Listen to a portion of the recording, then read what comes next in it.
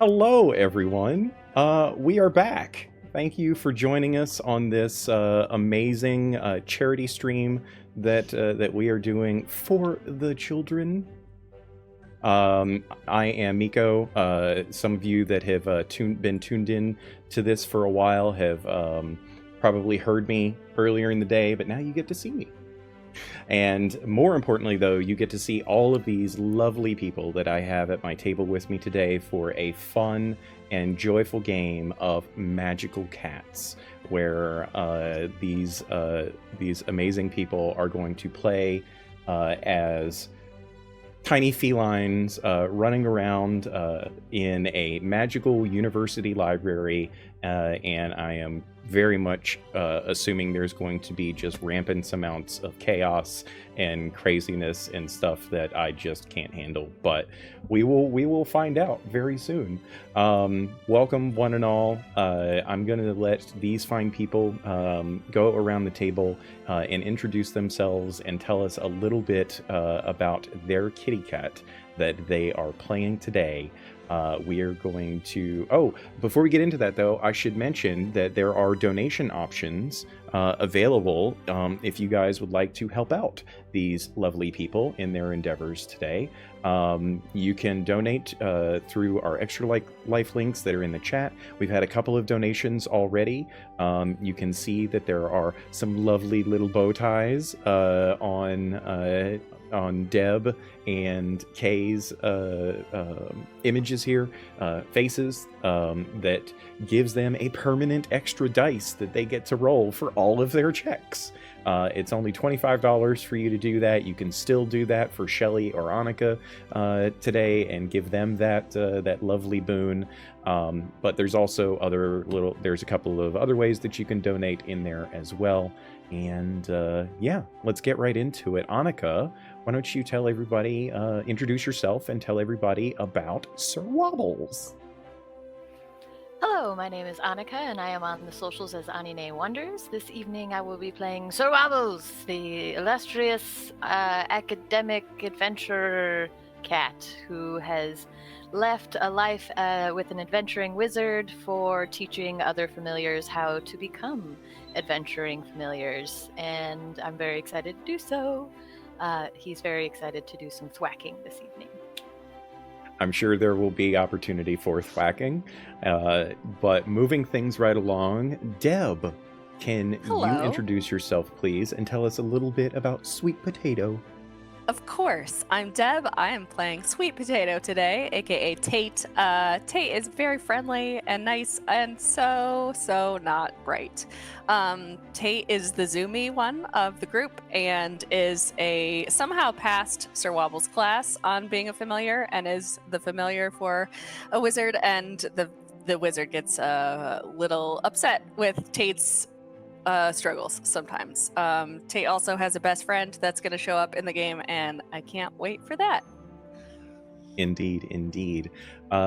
Moving things right along, sporting a lovely little bow tie themselves, Caden. Hi there. Welcome. Hi. Thank you for joining us. Please tell us a little bit about yourself and your lovely little cat, Viceroy. Yeah, my name is Kay or Kin Cosmos. I'm just excited to be here is my fact about me today. I'm going to be playing Viceroy. Viceroy does definitely help out at the library. He's also a bit of a medical cat. He is passed around every exam season. He loves that job, but you would call him very food motivated. He's the reason why we all have to eat in separate rooms come dinner time usually. But I'm pumped to be here. I'm pumped to be here for the charity stream, and thanks for having me. Indeed, thank you for being here. And last but certainly not least, in our hearts, it is Shelley. Please introduce yourself and tell us a little bit about Guinevere. My pleasure. I am Shelley. You can find me on the socials at Hey, it's Flea Monkey, and my cat Guinevere is a very library book oriented black cat. I take my job very seriously. But I also like to sleep, so I am very happy to help you find a book as long as I can stay in my sunny, warm spot. I also get to guard the restricted section. Point of reference. Don't do any weird stuff back there. Well, invariably, I think Guinevere has learned in her few years that there's a lot of things that happen in the restricted section. Maybe we'll touch on that today. Who knows? We'll see. It's kind of like Las Vegas. Don't ask, don't tell. Yeah, we don't want to talk about what happens in the restricted section. So, thank you again for joining me here today, everyone. I'm very looking forward to this. Oh, there's a kitty cat. We might have a couple of cats that show up on stream. My cats have been hiding from me today. We shall see we shall see if they make appearances, but everyone's pets are welcome here on the channel. Thank you so much, everybody in the chat. We love you guys and appreciate all of you for joining us today. We are going to start off with a little bit of a description of the situation that these lovely cats find themselves in this day. So if you would, please imagine that you are a cat. Your soft fur brushed by the wind as you stand before the grand entrance of the Solaxyian Institute, a place where folks from all over Ystera not only read, but also learn a great many things about the world, the past, potentially the future, and beyond. It's a university, it's a place of knowledge, a place of learning, a place of prophecy, and at its center, it's the shining jewel. It's wing of libraries. As you gracefully leap across the quad, you move through the tall arches, your presence barely noticed by the busy students hurrying by, their arms laden with scrolls and books. The air is alive with the buzz of people learning, with voices murmuring about the mysteries of the universe and secrets beyond their ken. As you stride through this vast open quad, you can see buildings with tall spires reaching for the sky, where every room is a cradle of wisdom. The grass under paw is lush and green, crisscrossed with paths that the students tread upon as they journey throughout, trying to find their classes and such, their minds alight with dreams and discovery. Entering the Catamore Library, one of the many throughout the Institute, you find yourself in the heart of it all. Here, the shelves rise even higher, filled with knowledge penned by scholars and poets. The atmosphere is ripe with the scents of old leather and old paper, each book standing out to you as the core of learning for all of the students, past, present, and future. The importance of which is not lost upon our furry little friends. In this quiet sanctuary, the soft scribbling of ink on scrolls blends with the distant sounds of lectures from nearby halls. Sunlight filters in through the stained glass around, casting a kaleidoscope of colors over all of the faces of each of the students and the gilded spines of the many books upon the shelves. Above, the catwalks, as they are dubbed, are a secret network from where you can survey this realm of academia. Rafters lead to hidden balconies where you can peek into lecture rooms, seeing professors gesturing passionately to rooms full of eager young minds. This library, this university, it is a universe in itself, a space where every corner holds a story, and every story is a step closer and closer towards wisdom. For curious cat like you, it is a paradise of shadows and whispers, a labyrinth of learning where every leap takes you to another fascinating discovery. Moving throughout your jobs, as they are called, are to take care of the many books, but also to take care of the students, to make sure that they are doing well, to make sure that the professors are doing well, just to try your best to keep things in order as all of the future of Ystera sits in these grandiose halls before you. I would like to give each of you an opportunity now to introduce what your feline does in this place, what they look like, and what they might be doing right at this moment. And because I am a benevolent GM, I'm going to let Deb go first. Perfect. Sweet Potato is a calico. He is, as I said before, very friendly. He just sort of wanders around the library and asks the other cats if they need help with whatever task they're doing. And sometimes they take him up out of pity, and sometimes they make up a task for him that will get him out of their way. A lot of the time, and right now actually, Sweet Potato stands by the door to the library and just greets people as they come in and is like, "Hi, how are you? What can I do for you? Can I help you find a book?" And of course, as Sweet Potato is greeting everyone as they come in, most of the students, unfortunately, ignore little Tate. Every now and then, he gets a little pat on the head, and very, very rarely, one of the students might come in who can understand Tate and, thank him for his duty that he does to the university. And then, gives him a gentle pat on the head as they move on past, able to take care of themselves in this particular case.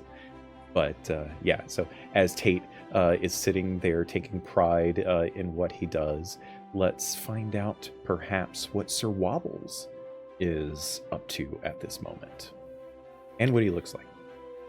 Sir Wobbles is a paunchy Scottish fold wearing a bright emerald cape and hat with a little family crest aligning his collar area. And at this particular moment, we see him full stretch. Oh, so cozy in the sunlight, seemingly enjoying those sunbeams, but actually you may notice there's a couple other cats participating in this very important academic study in which Sir Wobbles is saying to them, "Yes, that is why the Chronicles of the Fast and the Furriest are important to study.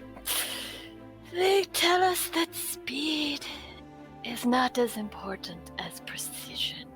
And with a mighty stretch, they all kind of resettle and continue this important discussion. Lovely. Yeah. And so as Sir Wobbles is, of course, making sure that everyone understands the vast importance of this circumstance, he gets a little ping in the back of his mind. He's supposed to be doing something right now. He doesn't know what that something is. It eludes him, but he knows he's supposed to be doing something. Maybe he should find Viceroy and check in. Speaking of Viceroy, Kay, why don't you tell us about Viceroy and what Viceroy is up to right this moment? Yeah, absolutely. So Viceroy is hard at work right now as his librarian duties. He's walking along the tables. He has a string in his mouth. He's pulling along a little cart along the floor. Any discarded books that the students have left, he's kicking the books off the table onto the little carts, getting distracted by the birds outside, acking at them, getting ready to eat. And I think if Sir Wobbles has come to find him, he's finding that Viceroy is leaving the scene, following his stomach. He's gonna go for a snack. Of course. I mean, what else would Viceroy be doing at this moment? He's just done so much work with all of these books. Like, surely 20 minutes worth of that is worth easily 20 minutes worth of food time, right? Yeah, treat yourself. Treat yourself. Exactly. So off he goes in search of some glorious food. And while Viceroy is off seeking some food, Shelley, could you perhaps tell us a little bit about what Guinevere is up to right now? Yes, Guinevere made note of Viceroy leaving. I think. And describe Guinevere too, please. Oh, Guinevere is a fluffy black cat of... You can't really tell what her weight kind of is because there's a lot of fur going on. You don't ever see her wet, so you don't know. But she does have 2 shiny, glittery boots on her back legs, which she does kind of tries to walk up on her back 2 feet on occasion, just so she can seem a little taller and a little more important, and perhaps a little more imposing in her library job. And she probably has made note of Viceroy heading out and realizing that she should probably pick up any slack that has been left in that department, because she knows Viceroy wants to eat. So she's headed over there, leaving the restricted area for the moment. Oh, okay. FTM. Good to know. So, Annika, as Sir Wobbles is seeking Viceroy, the connection that Wobbles has with their twice removed relative, right? Is that what like we? that. Yeah, something like that. Twice removed littermate. Probably has an understanding of where Viceroy most likely might be at this moment. So I will say that very shortly, Viceroy, you've only had maybe a minute of time to savor the food in your bowl before Sir Wobbles comes padding into the room looking for you. And as he pads in, you'll notice the name Wobbles is well earned, because whereas in his adventuring days, Sir Wobbles was very lean and he tells tales of running mightily, he's gained a paunch since becoming a teacher, and now a belly wobbles with him as he pads in. Viceroy! I think I forgot something. What is it? I don't remember. Okay. Is this helping? Well, I don't know. Oh, go ahead. He's still putting foods in a way in his mouth, kind of putting it like a hamster, just for later. He knows that he's gonna have to go somewhere soon. Oh, yes, I was discussing the Vast and the Furious Chronicles, and at this a little... And I felt like I was supposed to be doing something else. Were we having a task? Oh gosh, a library task or? Gosh, I don't know. One? Oh, I thought I had taught all my classes. Okay, we should probably go see Guinevere. Ah, yes, that's a good call. Do you know where she is? In the library, probably. Oh yeah, that would make sense. Yes. Yeah. Okay, bye, food. I'll see you later. With a heavy, heavy, heavy sigh, Viceroy leaves behind his bowl. There's a moment of lingering, his paw resting on the edge of the bowl as he just stares at it. This pregnant, multi-second pause of him just wishing that he could stay, before with a heavy sigh, he lets go and heads back out, looking for Guinevere in the main halls of Catamore. Guinevere, as you are setting about to handling some of the tasks, some of the additional tasks that were still left to do in Viceroy's wake, taking care of moving some of the books back into their appropriate spots, because it really does feel like you're the only one that knows where these books are actually supposed to go. If only they used the system. But they don't. You are moving some of the books, loading them up onto the little cart, taking them to their appropriate shelves, and hoisting them up the several different shelves to get them into the right spot.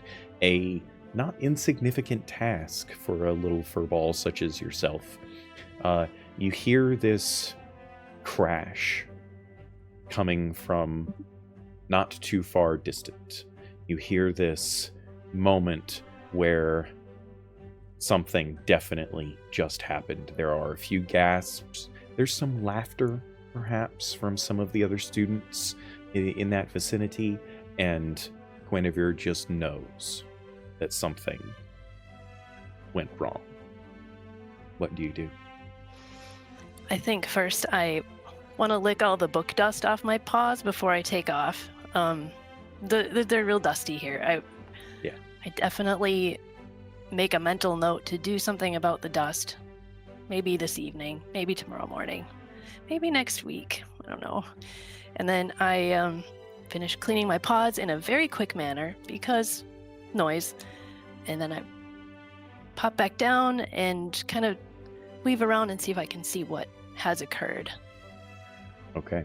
I might even actually approach on my boots, 2 feet. Oh, taking it seriously now. Yeah. Okay. Yeah. Gotta have that authority moment. Speaking of authority moments, just so all of you know, thank you so much, Beth. Beth donated catnip to all of you lovely people, so you have a free reroll to use today as well. One for each of you. Thank you, Beth.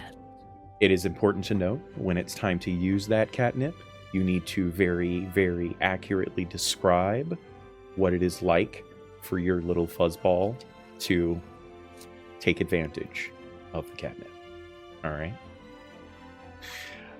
So yes, as Guinevere, up on 2 legs, mustering all of the authority, which is considerable that they have, steps out of the stacks that they had been organizing and into the main chamber of Catamore. You look down towards the main vaulted entrance of the place where the commotion came from, and you see Sweet Potato, little Tate, hopping around, running around a stack, a pile of students that seem to have fallen over top of each other, and you can tell between them that maybe this was a prank.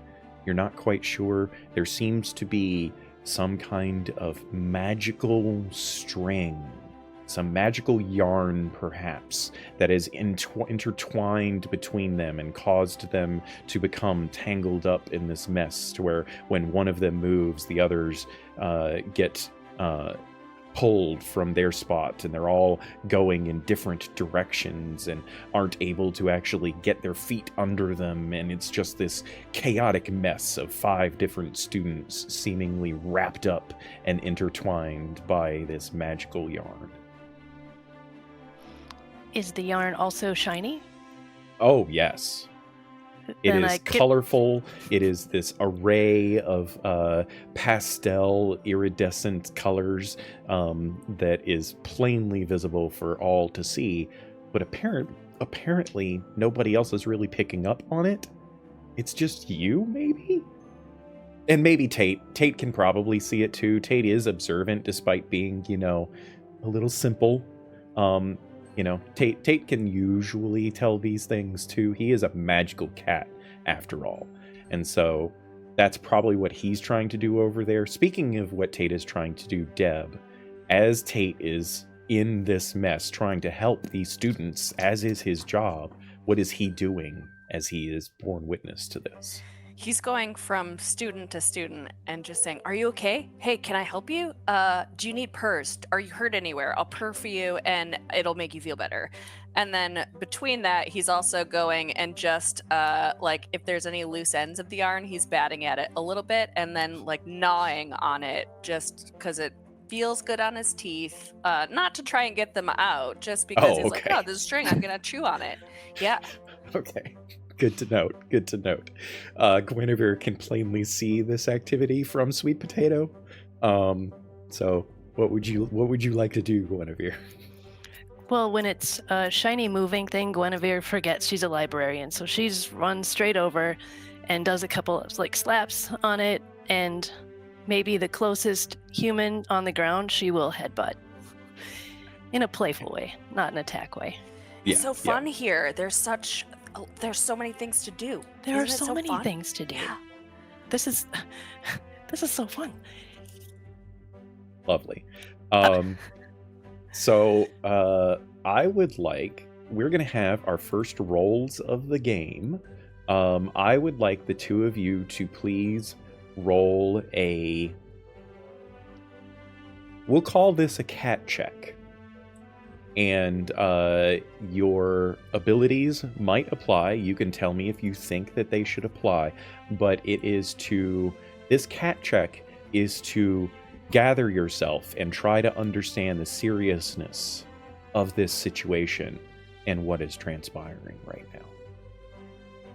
You get to roll a number of dice equal to, you get to roll one die, period, right? And then you get to roll a number of additional dice based on your specialties if you think they apply. I see dice flying around the screen here. I don't know who that was. And then you have your, Deb, you have your extra die that you get for all rolls. Were those dice yours that I just saw? The two that rolled at the same time were both twos. Those were mine. Excellent. So is that, let's see, this is a cat check. So you want to roll above, you're equal to or above your cat number. What is your cat number? My cat number is 2. Oh my goodness, you rolled 2 2s? So you rolled your number exactly, which makes you a fancy cat? I'm always a fancy cat. You are always a fancy cat. Did you roll yet, Shelley, for yours? I did. I rolled a 5.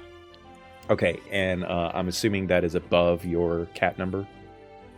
My cat number is a 5.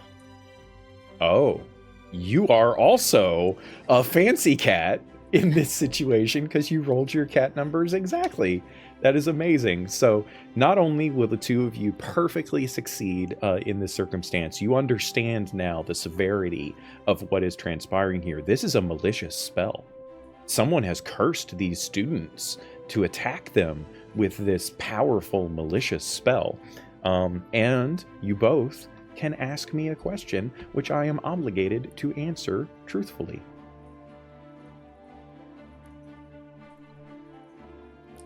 I would ask, who did this? Who created this string? Okay.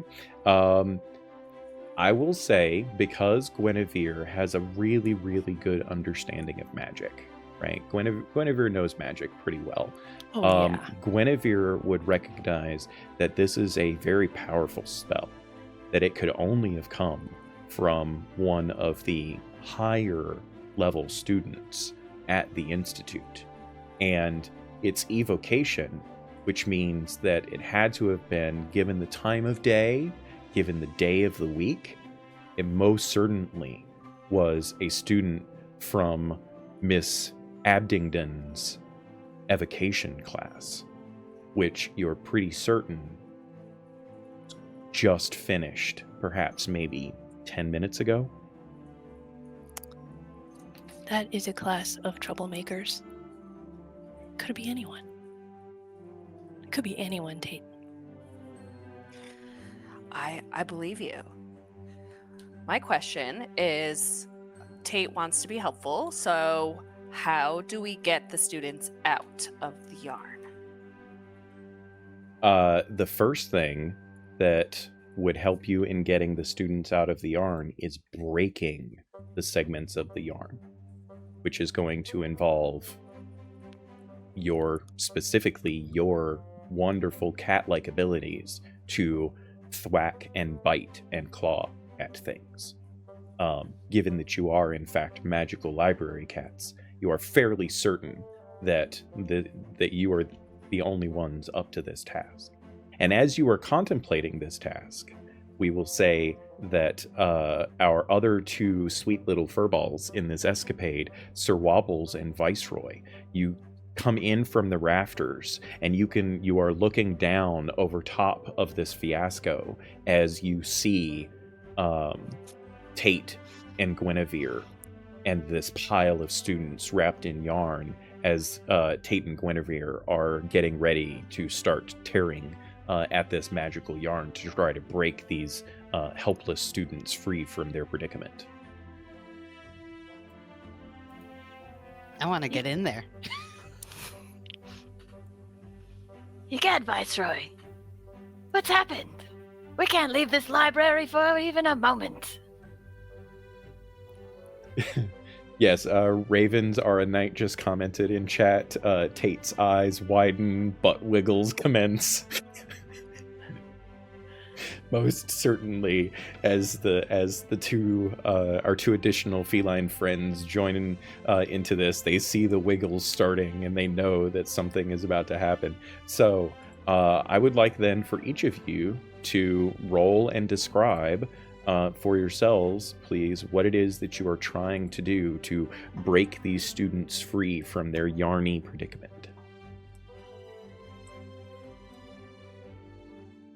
In this case, you tell me what it is that you're doing, because it could either be a librarian check or a magical check or a cat check, depending upon what you are trying to do.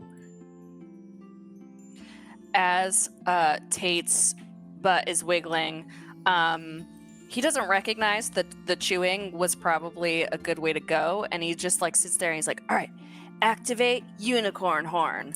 And you see this like unicorn horn kind of pop out of his head, and he like dives in there and tries to slice some of the string with his unicorn horn.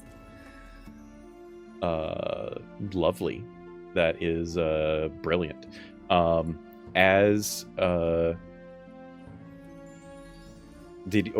I should ask, how did you do on your cat roll? Because I'm assuming that was a cat check that you were trying to do with. Yes, I rolled above my cat number. Okay, excellent. So as you dive in, did you get how many did you get? Because you rolled multiple dice, so you could have actually gotten more successes. Did you get it on both? I rolled a 3 and a 4. Nice. And so as you jump into this fray, your magical unicorn horn starts tearing away segments of this magical yarn. We will find out very successfully, mind you. Like, you are fairly certain that you are very quickly going to have this mess taken care of, all by your lonesome. You don't need any help with this. But let's see if your other furball friends are able to assist in any way. We will go on to Shelley. Shelley, please tell us what it is like for Guinevere in this moment, as Guinevere tries to help these helpless students. Yeah, I think after the headbutt, and then when I realized that it was kind of serious, like, I got up on my feet again, and I did a couple of pounces, like nails first, kind of trying to land on the thread and shred. But I rolled a 4 under my 5, so I think probably it's not super successful. I might have missed, or I might have not extended in time. I think in this particular circumstance, so Guinevere is a petite girl, right? She's not perhaps compared to Sweet Potato, she's a petite gal. Right, and so in this particular case, I think that what has happened is that Guinevere has done a perfect handstand on a filament of the string, trying to use all of her weight to kind of tear it away. But then just before the moment that it is about to break, it rebounds like a rubber band and sends Guinevere flipping through the air multiple times over as Guinevere lands on all fours on one of the nearby tables in an attack position. But as Guinevere looks back, she sees that the filament is still there. Annika, Sir Wobbles, being the man of action that he is, leaping into this threatening fray, what does Sir Wobbles do? Yeah, so Sir Wobbles kind of scopes out the scene, and for all these little strands of yarn, is there an actual ball of yarn somewhere that I could see? Oh, you want to try to find the core of the spell?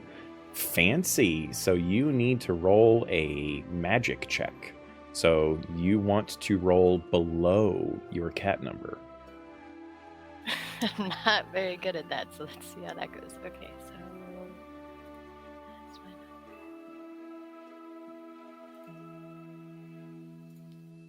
And this is just the D6, right? Yep, just a d6. You can tell me, do any of your specialties or your spells apply in this particular case, do you think? Well, it depends because my specialty is defense, and like it feels like I'm trying to do a defensive maneuver by kind of scoping this out. But what I would like to do to the ball of yarn is going to involve thwacking for sure. So, GM's Sure, choice. but the thwacking isn't quite there yet. But I'll Right. give it to you on the defense. I can buy that argument. I'll let you roll Okay. 2 dice to try to figure out the best way to deal with this particular attack that is happening on these students. And don't forget, if you do fail the roll, you do have your catnip. Oh yeah, okay. So It's a 1 and a 3. So what is 3, and Sir my Wobble's cat cat number number? was a 3. It is a 3, so that is Yes. not only that is that 2 successes, but you are a fancy cat. So I did it.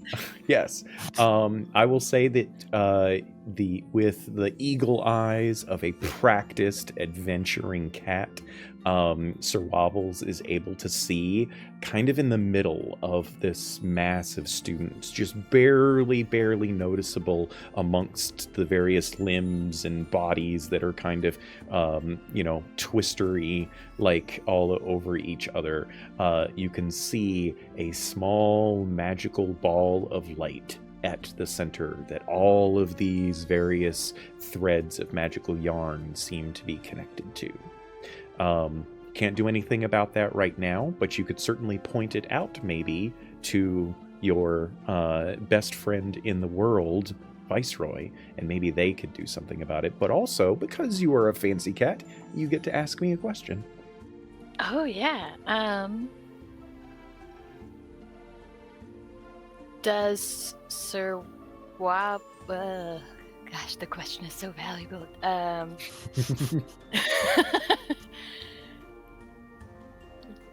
Does Sir Wobbles know who did the spell? So because that question is so very similar to one that was already asked, I'm going to give you an opportunity to ask another one, if you Okay. like. Yeah. Because we've already identified that the only place that this spell could have come from was one of the students in Miss Abdingdon's evocation class. Yeah, I just wasn't sure if maybe Wobbles knew the person specifically, but that's fine too. So how about evocation? What evocation spell was used? Oh, that's a good one. So, this is a unique spell. This is a spell that you haven't seen in a very, very long time. You hearken back to your earliest days of adventuring 12, 13 years ago. So long. And you remember when you were out with the adventuring party that traveled the lands in search of fame and fortune. You remember encountering this, was it a displacer beast? Must have been a displacer beast. Displacer beast capable of using dark magic. And you remember very clearly you and your wizard master at the time getting wrapped up by these strange yarn tentacles that took the both of you so far out of the fight that one of your companions you were not able to save. This is magic from the restricted section. I say, Viceroy, this magic isn't even allowed at this school. I haven't seen this since I was a mewling kit. We must have Get right into the fray there. Do you see there in the center? And he kind of points to the yarn that he identified. That's where I'm going to go next. I don't know if you want to go there or... Oh, God, it looks like Tate might be hurting some people on accident, but we should do something. Okay, I'm glad to have some direction because Viceroy's plan was like that these kids were moving too much, and like the waving arms and limbs and stuff were really tempting. So he was gonna start attacking the kids to get them to stop moving to help them out. So it's good that you told him about the yard. His eyes are very wide, and yeah, I think he's gonna try to go for it. Okay. I think So you need to tell me then, are you doing a cat check or are you doing a magic check to try to pierce the center of these students and rescue them from this dire spell? You can see that Tate is very close to freeing one of the students, but that's not going to free everybody. mhm. So what would you like to do? I think his goal is just to get to it first. I think he's gonna try to do cat check, try to rely on his natural cat instincts, and I would like to use my hunting spell to kind of aid me along in that, if that's cool. Totally. I'm down with that. So you're going to get to roll 3 dice Ooh. on this. And you want to roll, because this is a cat check, you want to roll above your cat number. Equal to or above your cat number. So I think my cat number is 4. Okay. So I want to.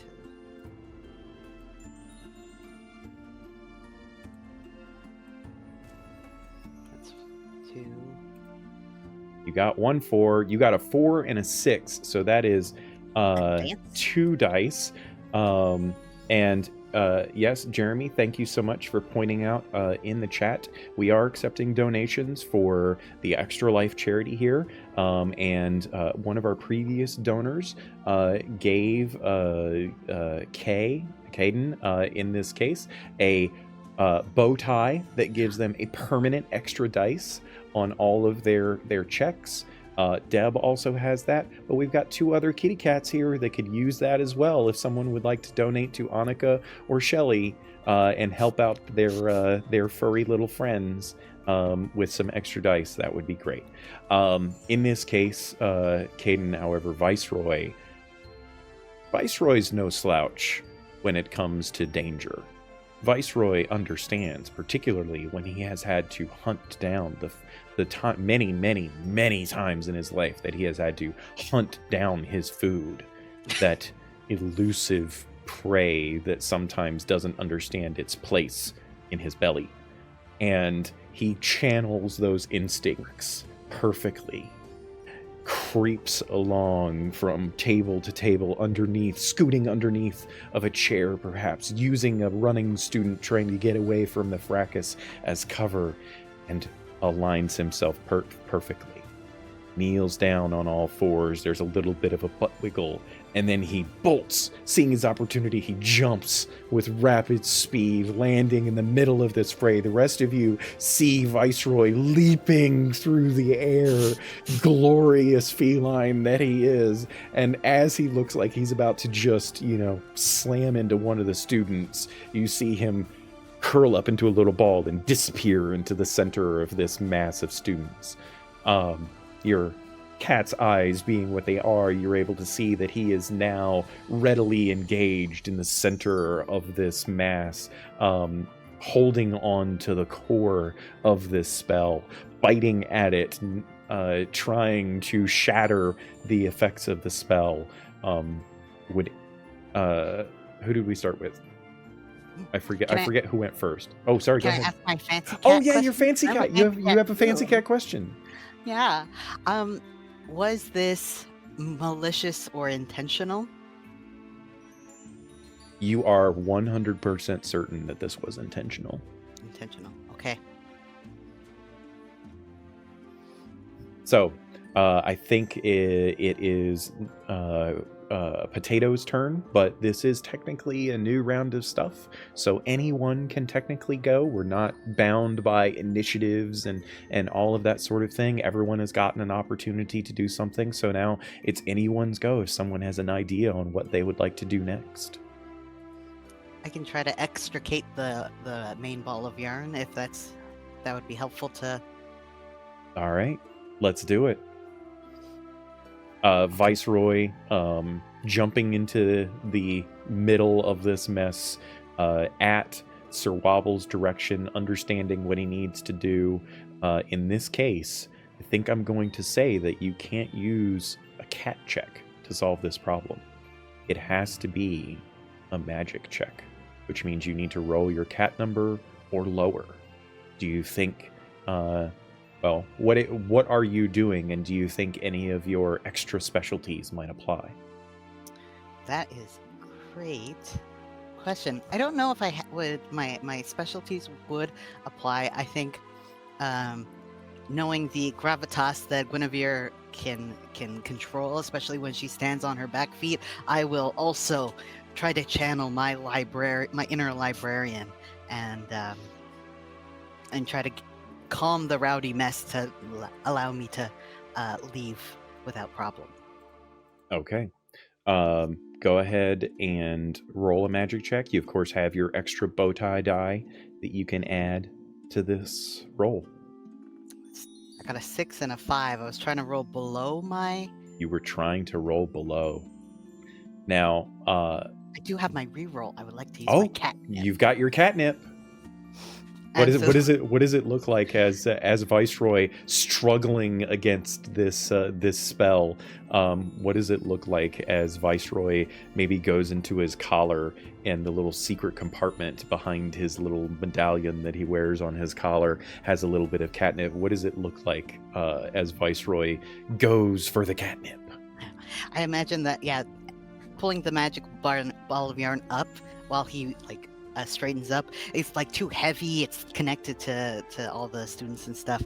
So he pulls out his collar and just kind of smacks his face with the catnip, like it's like he's using cold water to really bring himself back to it. And I guess I'll try again to all right. After you bringing get to myself roll together. both of your dice again. Oh no! Again, same.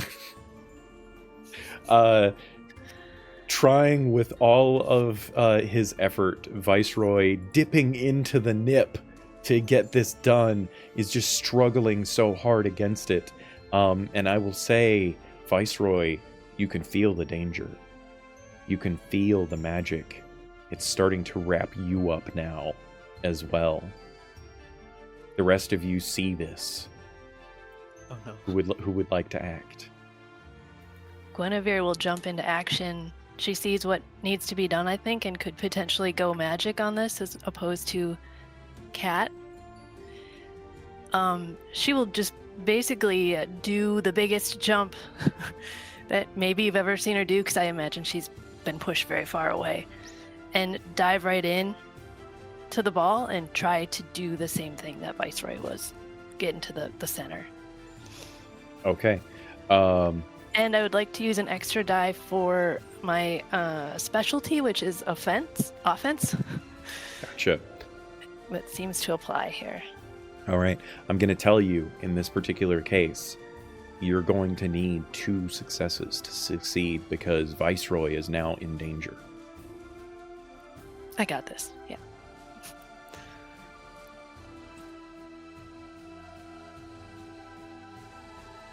Two and 3 under 5. All right. Glorious. So explain to us what it looks like for your Guinevere as she leaps to Viceroy's aid in this case and shreds the magical core of this spell. Sure. She's not going to get up on her 2 feet because she knows she's got more jumping power with all 4. So she leaps from the table she's on over and kind of tries to sort of thump Viceroy out of the way with her little body just to get him out of the danger. And then she just goes right in with her claws again. She knows that those things work. They just didn't work the other time. And starts kind of just trying to shred like this. Gotcha. Yeah, totally, 100%. As Guinevere leaps onto Viceroy and kind of yanks him to the side to free him from the predicament that he now finds himself in. Using that leverage, pushes off of the falling away Viceroy and dives straight at the core, both front paws forward, claws catch into the center of it, the magic in the claws themselves glowing ever so slightly. You remember being in the restricted section. You remember reading Dispel. You remember reading the fundamental core aspects of how magic works and how all magic is just strings. A cat's specialty. And you know how to shred the strings. You start shredding furiously as this ball just becomes undone. The rest of you are able to see the magic starting to fade away from the various students. Annika and Deb, how would Sir Wobbles and Sweet Potato Tate, like to assist these students as this dark, evil magic is starting to become undone?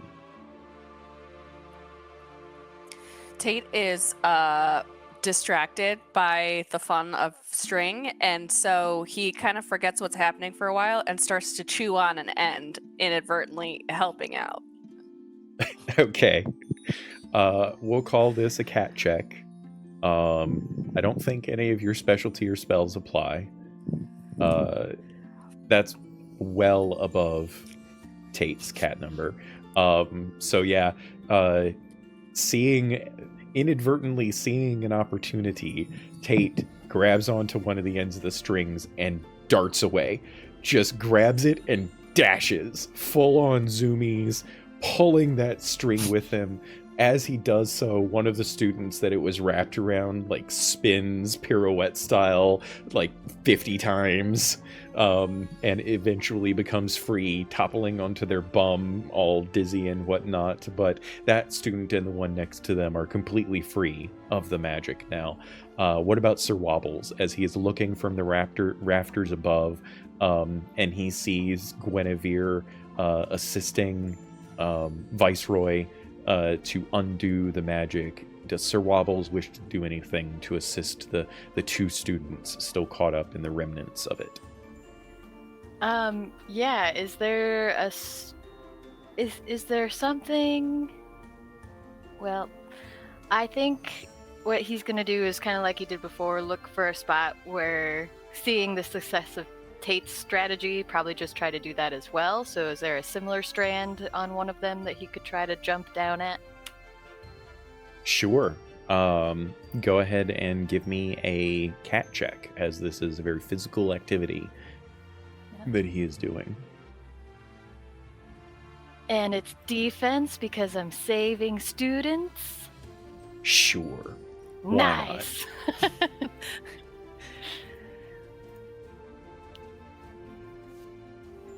So I got one success.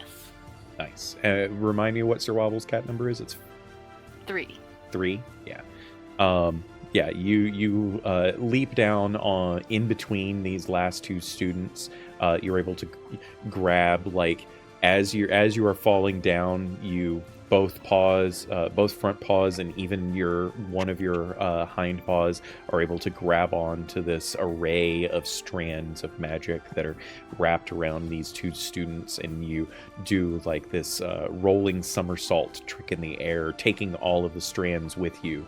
And as you land on the one foot that is free, you are holding in your other 3 paws this almost perfect ball of magical yarn, all wrapped up neatly in a ball in your paws.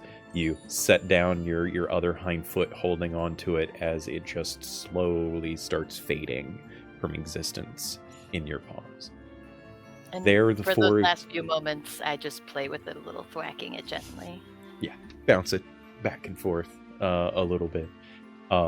In the aftermath of this, seeing you guys free these students, a number of other students that were actually watching all of this chaos unfold start clapping and cheering wildly for all of you.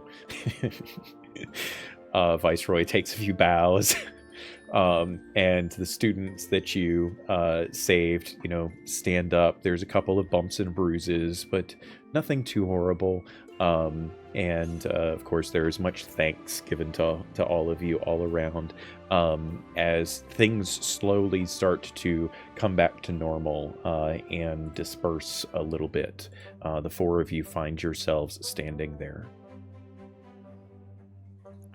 Guinevere will quickly check to make sure all the books are fine and didn't get damaged in this melee. You look over at the bookshelf. One of the bookshelves got completely toppled by this, and there's probably 100+ books scattered on the floor right now in front of it. But you do see, not too far away at this point, slowly rumbling their way forward, Jerry, a small mechanical golem that helps tend to the stacks, slowly starting to make his way over to tend to the fallen bookshelf and the books. What would have been a hiss is now just a licking of lips and pleasantly happy that is the resolution of this scenario for the books. Tate zoomies through the library until he realizes that the magic strand has faded into nothing and he doesn't have anything in his mouth anymore. And he slowly starts patting his way back over to everyone. What's is he sullen now? No, he's very confused. Hey, so there was a string in my mouth. Does anyone know where it went? It was so fun, and it was there and then it was gone. Where did it go? Indeed, Tate, it was a fine idea. I actually had to copy you. You were so fabulous. I knew you were paying attention in my class. Yes. But where did the string go?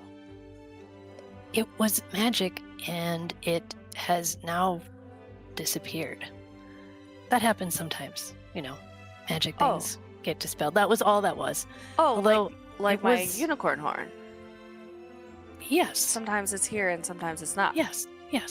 Sort of like your unicorn horn. Oh, okay. But less nice. It was that bad? Like the forbidden section magic? Mm-hmm. I got the feeling. I think this was on purpose. I don't think this was an accident. No, this was from Mrs. Abingdon's class. Abingdon. Abdingdon. Abdingdon. It was from Mrs. Abdingdon's. Mrs. A's class. Yeah, Mrs. A's everyone class. calls her Mrs. A's. Yeah. It's an evocation spell. I don't know what it was, but it was bad, right? Well, it actually reminded me of an old displacer beast, and you can hear that kind of lecture tone start to enter Sir Wobble's voice. Yes, it was many years ago now. Tate's eyes immediately glaze over. Do I know if this displacer beast story is true or not? Of course it's true. Why wouldn't it be true? Okay. I don't know. I've never seen a displacer beast, and we have been we're a couple letters removed, but I don't know. I don't believe it. Okay. This one seems too much. And Sir Wobbles is completely oblivious as he's still telling the story while grooming himself now. Yes, it was quite a battle.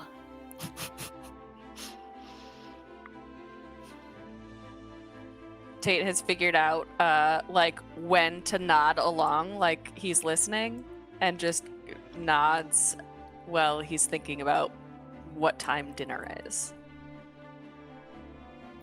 Okay.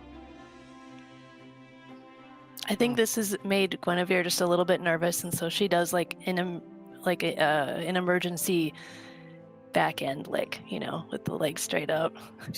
Sometimes she gets nervous, and that happens. Sure. It's happening. All right. I only saw students. Did I see it? Were there any teachers or any other staff around, or was it just us who are here to Yeah, deal so with it? this is pretty much like you're basically in the middle of the school day here. So um almost all of the faculty are either off resting or preparing for their next classes, or they're in the middle of classes. Like, this is probably the busiest time of the school day for students to be in classes. Most of the students that were here in the Catamore Library were probably ones that were on like a study hall, or catching up on some work or study in one of their free periods, that sort of thing. Sir Wobbles, you know, the spell reminded you of that you just talked about. Could that be done like at a distance, or would they have? I mean, is that something that has to be done in here? Like, are they still in here? Well, it happened right at the entrance. Hmm. The entrance of the So- library or entrance of the restricted section? Entrance of the library. Okay. So So it they could have might- been someone inside of the classroom, sure, or the inside of the library, sure, but it's also very likely that it was cast upon this small group of students as they were making their way inside. And does Wobbles know enough about this magic to have any sort of way to know how to answer that question? I think he has a good enough understanding. I mean, he's certainly seen more adventure than everybody else, so I think he would probably be able to put that together.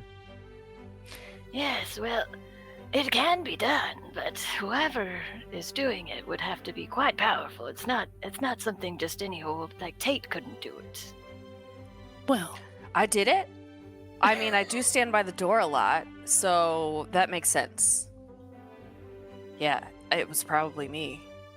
How do I not do it again? I think you should just keep being yourself, really. Okay. But yes, I mean, is this something we should report to the board, do you think? Or should we just check out Mrs. A's class, perhaps? I hate talking to the board. Yeah. uh-huh. What about these 5 students that it happened to? There was a few of them that kind of got bumped and bruised up. So the couple of them that came out mostly unscathed at this point have begun to help the other ones that did get a little banged up onto the infirmary to get a little bit of healing. Do they have anything in common with each other also? Like, they go to the same class or anything? Oh, Could that's they have interesting. been specifically targeted? Maybe. Yeah, are they from Mrs. Abington's class, or because it was casted by someone from her class, but Right. not necessarily. It they was are. Guinevere that had asked that question that got that result, right? About Miss Mhm. Abington's class. I Yeah. will say that Guinevere then would know that these are not students from Miss Abington's class. They're a little too young for advanced level evocation that she teaches. Probably not certain whether or not they're part of the same class, but they did all walk in together. So at the very least, they're studying some of the same things.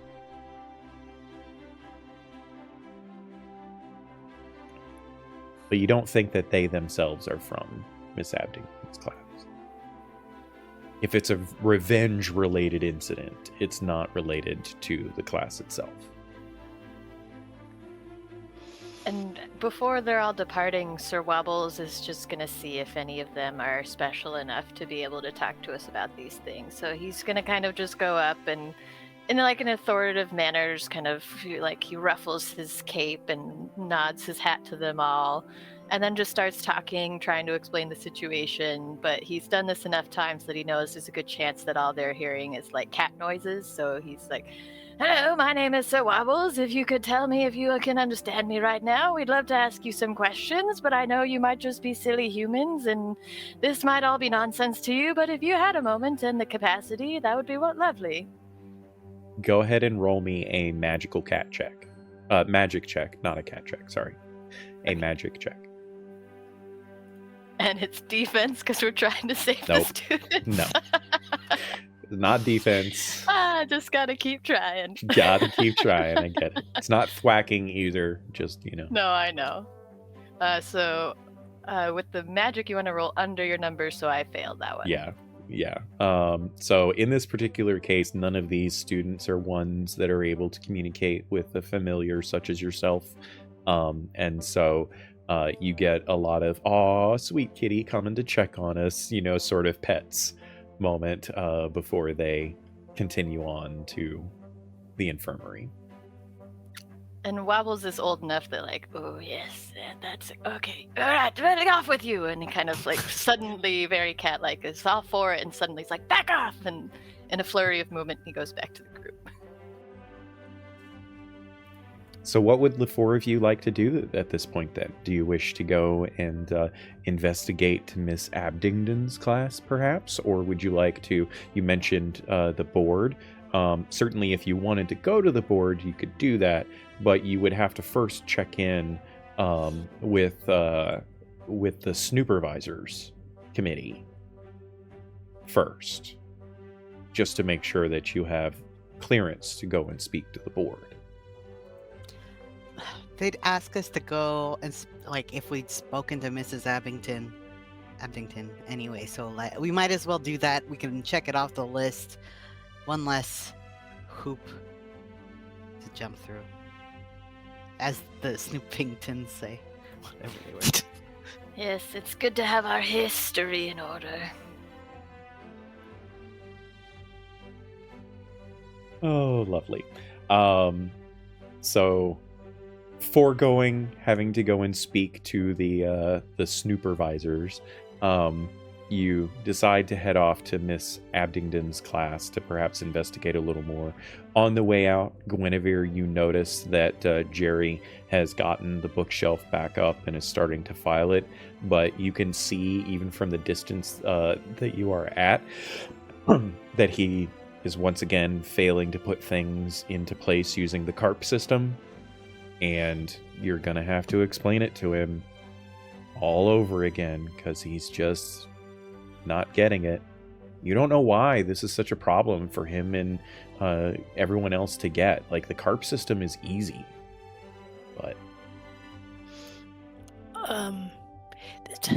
I know this is important, you guys, but do you mind if I just run over and tell Jerry really quick?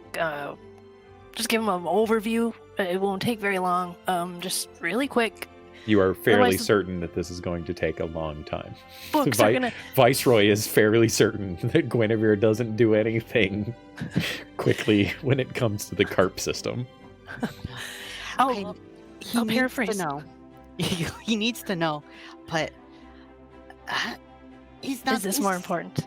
I think so. You can Oh, come okay, back to okay. it. He'll still be here probably. He's here Uh, 24/7, so You know, Viceroy, you're probably gonna have to help resort this. Hey, as long as I have my snacks from earlier, look at them. We're fine. That looks delicious. he uses his Hungry? tongue and gets one of them out of the cheek and starts munching on it. Handy. Nice. Mouthy. Posy. So, our lot of furry friends starts heading across the quad to Terran Hall, where Miss Abdingdon's evocation class takes place. Now, this is an advanced evocation class. So, as you enter the hall, you know that you need to head for the central atrium that is here in this hall, because they are likely going to be doing a great many flashy and powerful spells that, generally speaking, the school doesn't like be done indoors. So As you make your way through the hall, every now and then you get a student that recognizes you. You, of course, get the occasional drive-by pet that happens, but everyone, of course, treats you well throughout all of this. And if you shy away, no one forces it upon you. And a few of them kind of, linger down, sit down on their haunches and do the sort of action. And if you get offended, of course, they get offended as well, but there's no ill effect from any of it. You get praises or not as you see fit. But eventually, not too long after entering Terran Hall, you do enter the atrium. As you step through the archway of this grand atrium, you look out into the space in front of you. You see perhaps 12 students, all standing around the edges of the space. In the center, you see Miss Abingdon, a dragonborn woman of some elder years. She's, getting up there a little bit, wearing the familiar robes of the Solaxyian Institute, but hers themselves are touched with crimson and gold at the edges, indicating that she is one of the longest tenured professors here at the Institute. She stands in the center of them, wand at the ready, occasionally gesturing to one of her students and yelling at them to evoke the word that they need and unleash the spell. Floating in the area above her, you can see a number of small paper origami birds kind of floating throughout the space. You recognize these birds as they are often used in the school for sending messages across the campus. But in this particular case, she appears to have perhaps changed how these ones are used, and they are just flying in the space and appear to be target practice for the students. As she calls them out one at a time and they unleash their spells, you see certain students are able to do it with a practiced ease, and some students perhaps falter a little bit. Every now and then a bolt of fire comes crisscrossing the cluster of birds, not hitting a single one, and as it is just about perhaps to strike one of the walls or some other plant or object within the open space, you see Miss Abingdon flick her wand abruptly and dissipate the magic of it before it can cause any real harm. She, despite her age, is very well practiced, and you can see with the way that she instructs her students, she does so with a crispness to her movements and an acuteness to her teachings, something that perhaps Sir Wobbles can relate to.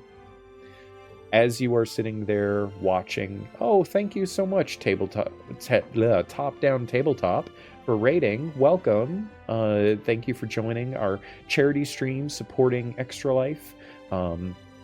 We've got a lot of fun throughout our 12-hour marathon stream that we are currently in the middle of. In this particular case, you have joined us in the middle of our Extra Life version of Library Cats, where all of our players are participating in the game as fun, furry, friendly felines, helping to try to ensure that the next generation of minds turns out better than the previous. In this particular case, they are on the hunt for someone that might have used evocation magic in a bad way, playing a foul prank that certainly would have caused tremendous injury, but at the very most severe caused a lot of damage to a number of books in the library, and that of course cannot stand.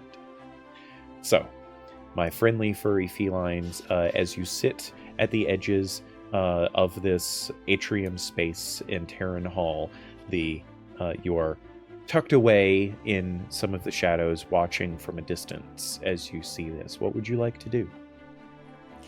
Tate has learned enough being at the school not to he really wants to go after these little origami birds so badly, but he has learned from experience not to jump in front of students casting spells. So he's like kind of pacing back and forth and like really thinking about going, but he has learned enough from experience and Sir Wobble's admonishments not to get any closer at this particular moment. But his attention is solely on those origami birds. Gotcha. And it is 100% reasonable to avoid. You've had your tail singed on more than one occasion from endeavoring to do such things. So glad everyone is glad to see that Tate is learning from his past mistakes. What about the rest of you? As you are watching this class being taught, is there anything in particular you would like to do? Should we wait till it's over? It seems wise. I don't think that we want to interrupt, and the wrath of Mrs. Abdingdon would really be a bad thing, right? Well, yes, but she's also very well respected. Like, do you see her form? And he goes into a play-by-play of, like, is it a catastrophe or a perfectly timed experiment? You'll have to decide for yourself, as he kind of points out some flourishes. Well, maybe you could talk to her professor to professor.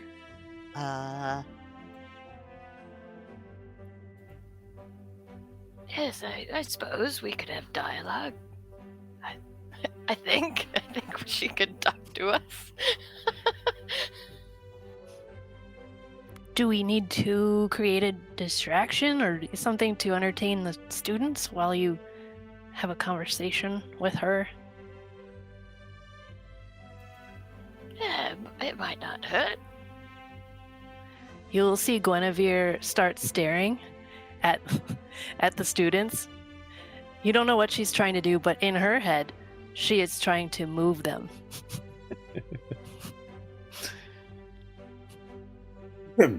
Great. So as you all stand there kind of waiting for the class, waiting for a lull in the class perhaps, to go and speak to Miss Abdingdon, Guinevere spots during these various tests that are taking place a somewhat familiar figure. Student Drake Malefic, a young dwarven lad that seems to have a chip on his shoulder. Student that has been here, let's just say he's been retaking a few of his classes to ensure that he has the most learning that he possibly can from them. A student that she has caught on more than one occasion in the restricted section. His punishments have been severe, losing all access to the library on more than one occasion from such incidents as this. Student that Guinevere knows for a fact would be not only capable, but very likely willing to do such vile magics as the ball of yarn that was unleashed earlier.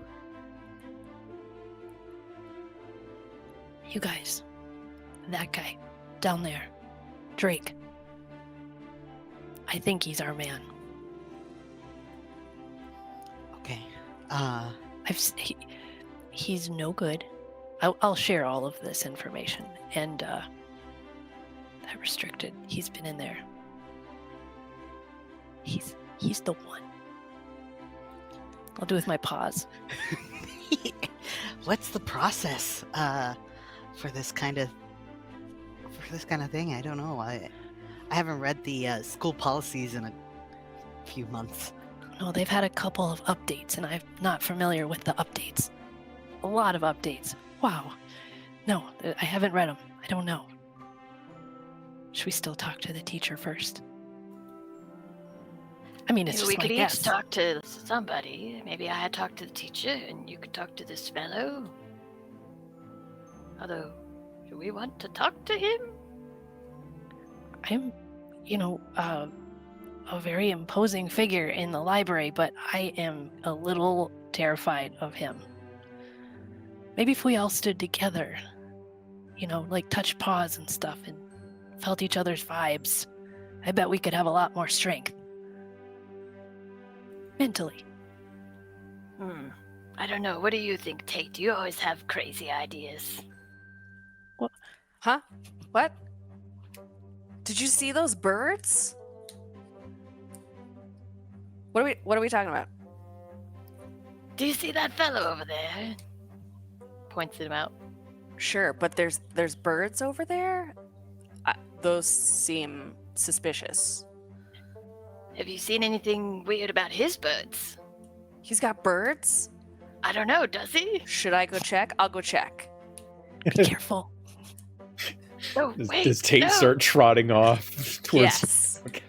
Oh no. That's not what I... Oh, Does Tate take a circuitous route, or does he Nope. just start walking right through the Mhm. middle of the atrium? Okay. Yep. Yeah. All right. Tate just starts bounding his way through the middle of all of this, on his way to inspect Drake for birds. As he gets closer and closer, because he has to kind of cross not directly into the middle, but he does end up getting a little bit close to Mrs. Abdingdon.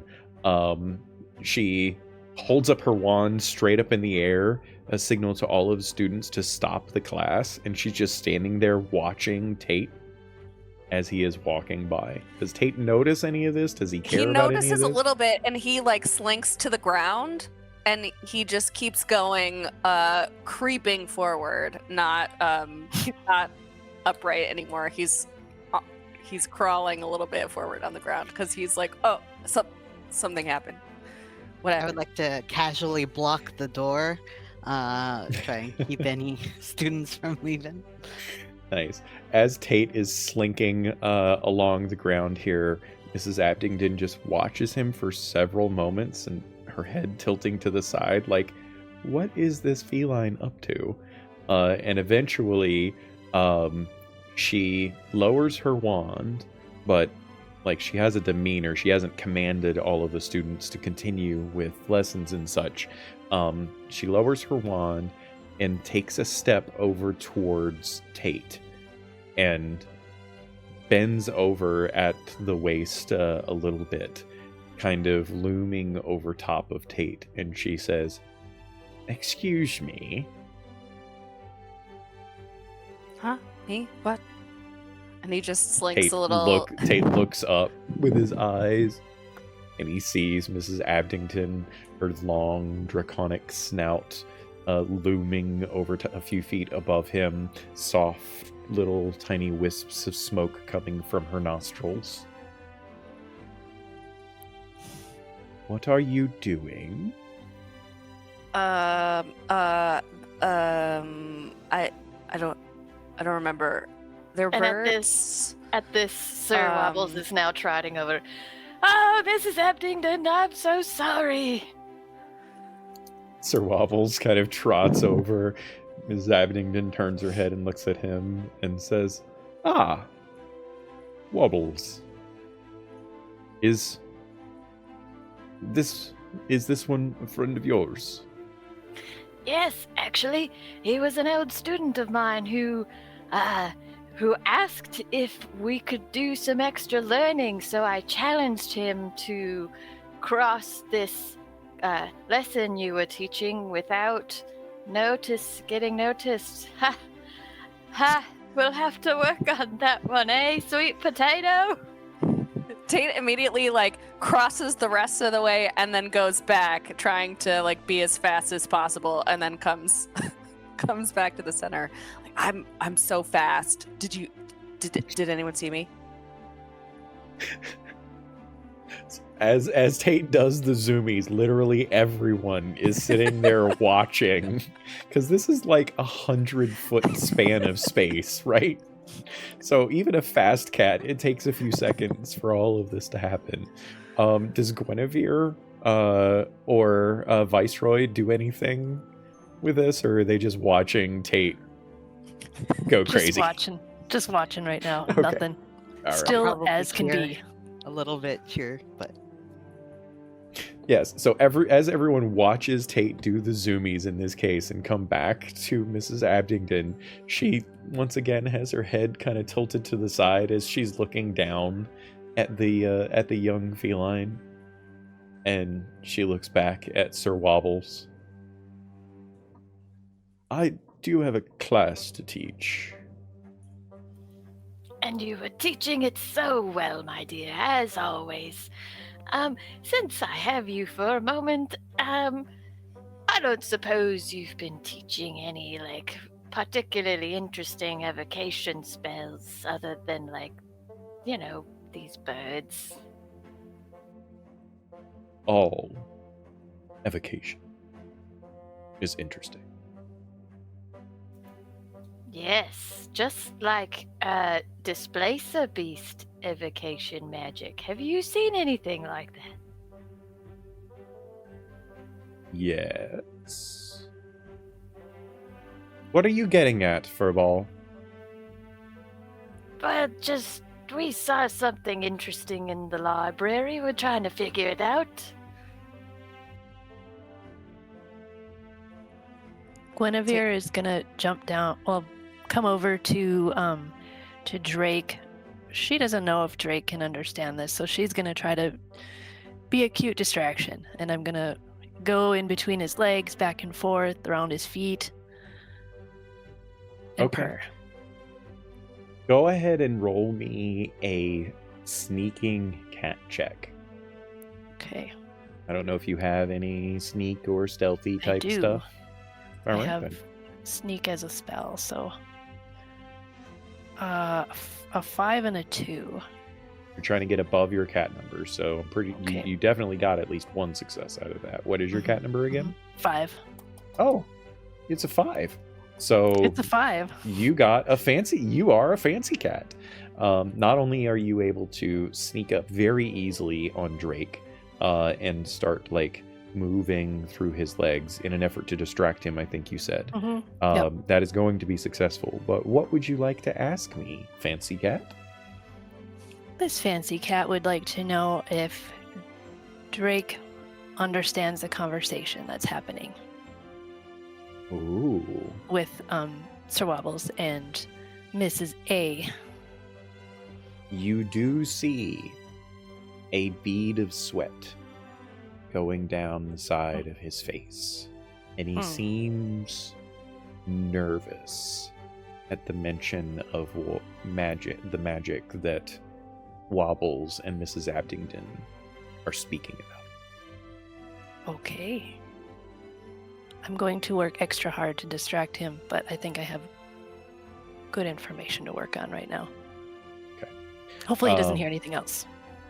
Yeah, so after a second of you like moving through his legs and such, he looks down at you, and he is startled to see you there because you snuck up on him, and you are very effectively distracting him. However, because you did do a fancy cat, I will give you this additional bit. He is unnerved by your presence, and very quickly starts moving away from you, and you can see a little bit of water forming at the in his eyes. You are fairly certain that he is allergic to cats. I'm going to stick with him. Of course you are. So, as you stick with him, a commotion begins to ensue as he like moves away from you and bumps into a couple of other students, and Guinevere pursues. In this case, Mrs. Abingdon turns to him and yells furiously, "Mr. Malefic, Get your tiny little butt back into your place. And she's like gesturing with the wand. But he's just like looking down at you, and he like gestures down at Guinevere. And like you can see, you can hear the kind of puffiness starting to commence as through like a very rapidly clogging nose. He said, "But it's the cat. It's the cat. I can't. It's the cat. I can't." And he just like falls backwards into a couple of other students and starts running for one of the hallways to get away from Guinevere. And while all this is happening, Wobbles wants to kind of lock eyes with Viceroy, and while he's kind of with the teacher having that conversation, kind of gesture over like, "Get the bag. Look in the bag. Did you leave a bag?" And like he thinks it's really stealthy, but it's very like, and like everyone could probably guess what he's getting at. Sweet. I'm gonna look in the bag. Is there another cat in the bag? What bag are you looking in? Does Drake have a bag? That he left behind, like he was so distracted by his allergies. Maybe he left I some get you. stuff I got you. You're looking for his like backpack of school stuff that you want to dig into. Is that it? Satchel. Yeah. Yeah. Okay. Go ahead and give me a we'll call this a cat check for snooping. There's a little bit of stealth in there. There's a little bit of investigating. There's a little bit of like perceptive stuff. Would hunting give me the dexterity and like knowing that if people can see me? No, I don't. Not in this case. I just wanted to try.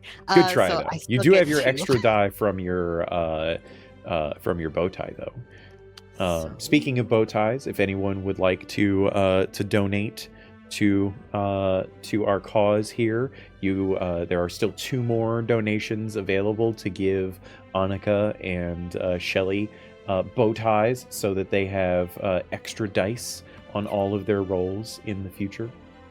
Was that 2 successes I saw? Yeah, one of them's real fancy. Oh, we've got another fancy cat. So many fancy cats here today. I think that's everybody has gotten fancy cat rolls. That's awesome. So yeah, you're able to dig into the pouch, the backpack, as it were. And as you're digging through, you see a number of books, the kinds of things that you would expect.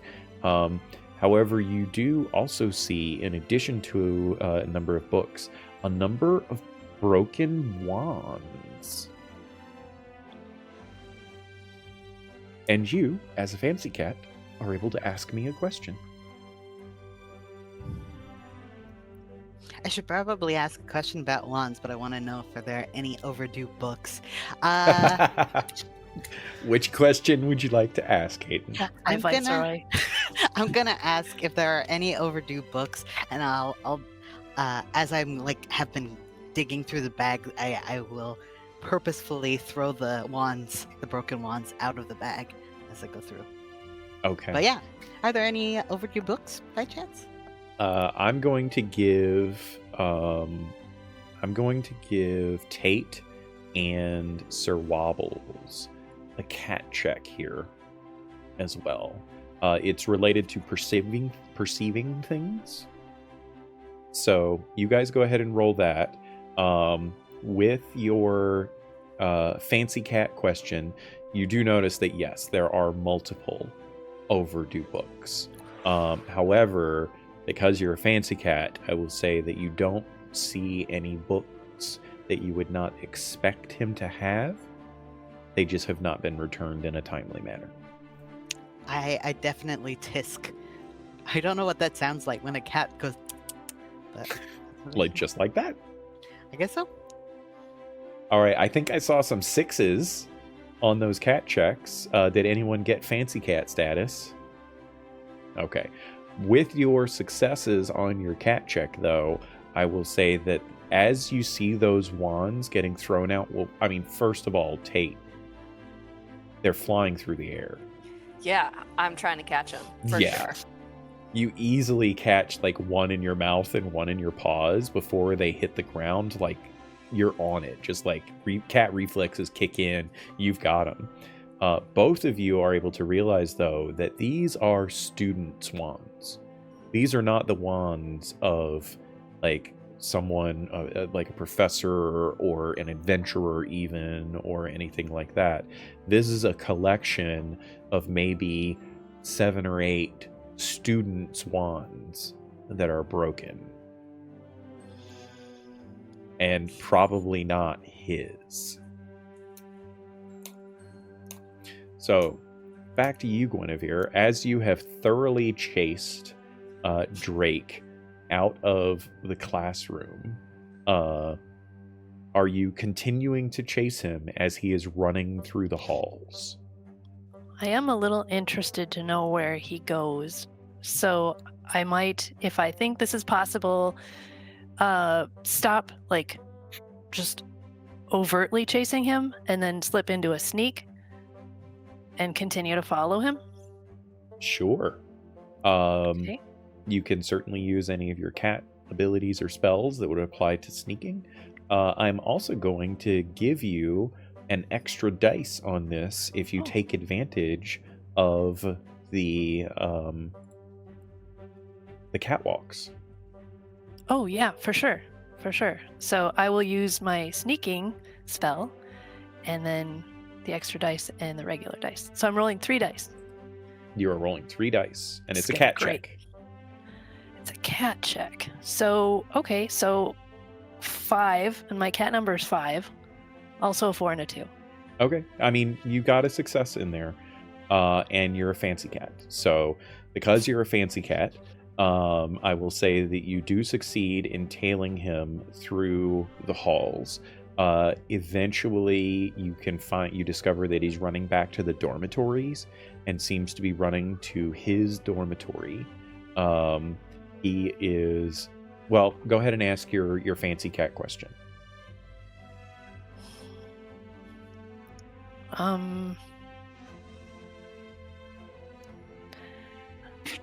I think I would like to know... Gosh, I don't know. I'm very interested to see what else is in his space, but the question I might just ask is, do I think I can get away with making him even more allergic? What do you mean by get away? Like, do I think... Is there going to be repercussions if you were to do something? Yeah, like I'm going to try to like fluff some dander up in his face. Like if I get that close. Like basically I want to incapacitate him so that I can rifle through his stuff. But I don't want to get hurt doing it. Okay. You're probably going to have to answer questions to the supervisors if this gets out. But this kiddo seems to be very allergic to cats. Like your mere presence caused him to start, almost breaking out in hives. It might be a little dangerous if you were to go too far with this. So you're going to have to be careful. I'm going to be careful, but I'm also aware that he's also very sus, so that might give me some leeway later on in front of the supervisors. So I don't want to like... I just want to make him need to go get some medicine. I don't want to, I don't want to really hurt him. Okay. What kind of check do you think that this would be? What are you doing to enact this check? Which way do you want to go with it? Magic or cat? I don't know how I could do this with magic, even though, well... In case it hasn't been clarified, you are all magical cats. You have a little bit of magic within you. Could I do like a gust of wind and blow some dander up at him? We'll call this, you've seen and read about some prestidigitation. Okay. That would allow you to perhaps take a little bit of your fluff and get it into his face enough that he might need to seek some additional help with his allergy. I would like to try that. Okay. I don't. What are your abilities? Do you think either of your abilities would apply to this? Offense. All Because right. I'm trying to hit a face with Sure. dander, you know? Go Okay. for it. All right, here we go. It's a magic check, so you're trying to roll under. Oh no. 5 though, right on. Oh, you have your cat number is 5. Fancy cat again. You got another fancy cat. So not only are you able to successfully blow a bunch of dander into Drake's face, enough so that he starts really having problems breathing, and you can see his face goes red. You can see because he has his hair pulled back into a ponytail, you can see on the back of his neck like hives starting to break out all across his neck. He gets up from his bed and just bolts for the door, very obviously trying to make his way to the infirmary to get some help. And there you sit on one of the rafters in his room. What question would you like to ask? Where might he be storing any restricted books? There's lots of places that he could hide restricted books in his room. And in the interest of saving us a little bit of time on this, I will say, given you are a fancy cat, I will say that Guinevere is able to use this time allotted to her to basically turn his room upside down, because restricted books, they're her responsibility. She just goes to town on this room, searching high and low in every crack and crevice. She finds a number of questionable materials, perhaps some picture books that perhaps a young little student should not be caught with, but she does not find a single restricted section book. And as Guinevere contemplates this lack of discovery, we will come back to the rest of our cat companions. What is it that all of you are doing now? I guess how does the teacher react to the abrupt departure of one of her students, I guess, is what I'm curious about. Okay, so before we continue on into the rest of the student scene, is there anything specific, perhaps, that Wobbles, Viceroy, or Tate would like to do? Or are you just waiting to see what happens with Miss Abington? Tate kind of looks around for more flying things just because this is so much fun. He's having so much fun today. And then I think he'll bring one of the wands as caught prey and drop it at the feet of Sir Wobbles and Mrs. Abington. Just as hey, I did a good job. Look at me. Perfect. Excellent work, Sweet Potato. Now, what do you have here? And Wobbles kind of picks it up and starts examining this net. As you are examining the broken wand, Miss Abington leans down and politely asks, "May I?" before just snatching it out of Wobble's paws. And she looks at the wand and she says, "Most curious. I don't know why.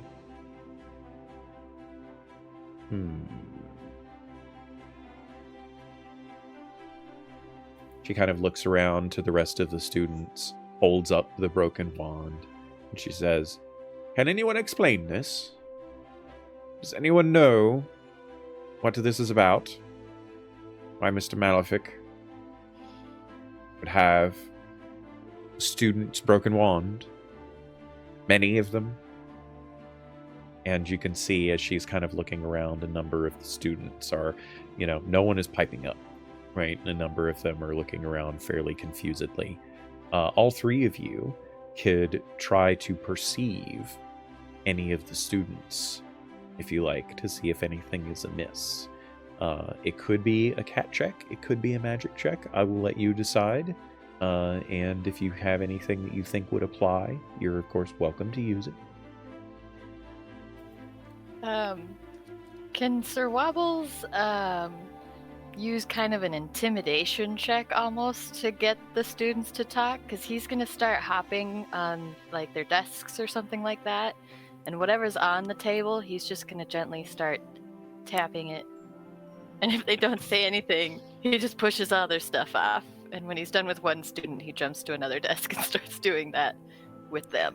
I absolutely had not envisioned that there would be desks here, but now there absolutely are. They're like all lined up around the edges. They're like molded from the stone walls surrounding this atrium courtyard.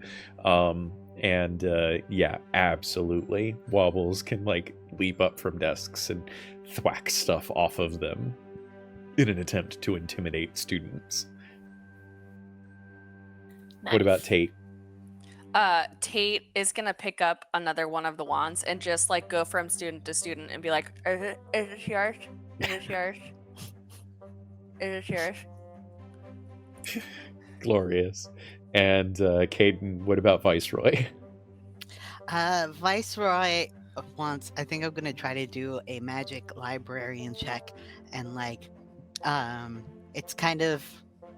I want to say it's kind of like a zone of truth, but through the vibrations in the floor, through my very sensitive little paw pads. And yeah, I want to vibe check folks to see if I can help hone in on if someone knows something or if someone is also part of this. Yeah, totally. I am down. So I saw a roll earlier. I don't know who did it though. Who was that? That was me. Yeah? What'd you get? I got a 1 and a 5, so that would be 1 success either Okay. way. Okay. All right. What about Viceroy and Sir Wobbles here? I see a couple of 2s. Was that good or bad? Because I assume I was doing a cat check, so that was bad. So Okay. I'm going to use my catnip. And Oh, as breaking out Sir the nip. Wobble, like the first desk he hops onto, the book is like strangely heavy. Like he tries to use one paw and is like, wait, it's not. All right, hang on a second. And so like from his cape, he pulls out the catnip, and like with a very how do you do, like, just like this is what he does all the time from his life as an adventurer. Like he's used to like powering up with catnip, so he kind of just pops it open and just. And then at that moment, the eyes just drew, and there's a moment where he's just like almost like connecting with his inner sweet potato, and then just like thwack, thwack, and so he tries again, now with both paws. Oh, and we're 2 fancy cats. Oh, nice. That is amazing. How did you do, Viceroy, on yours? I saw you roll, but I don't know how it worked out for you. So I think the magic part is you roll under. So I got a success and a fancy cat. So 2 Nice. successes. All right, so we've got a couple of fancy cats in this situation, and then we've got poor little Tate just moving from student to student, like, is this yours? Is this yours? So we will go ahead and resolve Tate's 1 success there. He does, in fact, find the student that wand belongs to, and the student just looks down at him. He's like, yeah, that's mine. And he reaches down and he takes it from Tate, and he Oh, like here you holds go. it up, and it like breaks further. So where it's I- almost in 2 completely separate pieces, and I you see don't that think he's I did that, but maybe it was me. I've been doing some strange, powerful things today. So if it was me, sorry. and he just kind of is looking at you, and he doesn't seem to fully understand you. Like, he didn't know what you were saying, right, verbally, like spoken, right, but he understood what your intent was, and the wand is just sitting there in his hand, and you can tell that he is very, very sad. You can tell that whatever the circumstance was that his wand broke, he knows what it was, and he's sad by it. I'll just like rub up against him and purr and stick by him for a while. Nice. He, of course, reaches down and starts petting Tate, because, you know, any cat that starts rubbing up against your legs, you have to pet them. It's a rule. So back to our fancy cats. So Viceroy had 1 fancy cat roll, but both of his dice were successes, right? Okay. So, and this was like a magical thing, right? You were trying to understand and perceive the students a bit, right? Mhm. Okay. As Viceroy is scanning and looking at the students during all of this, right, you can see that most of them are obviously fixated on Mrs. Abingdon. You can tell very clearly that they are intimidated by her, like everyone should be, right? But there are a couple of students that are intimidated by her, but they also seem to be angry about something.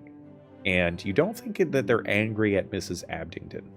But now you can ask your question if you like.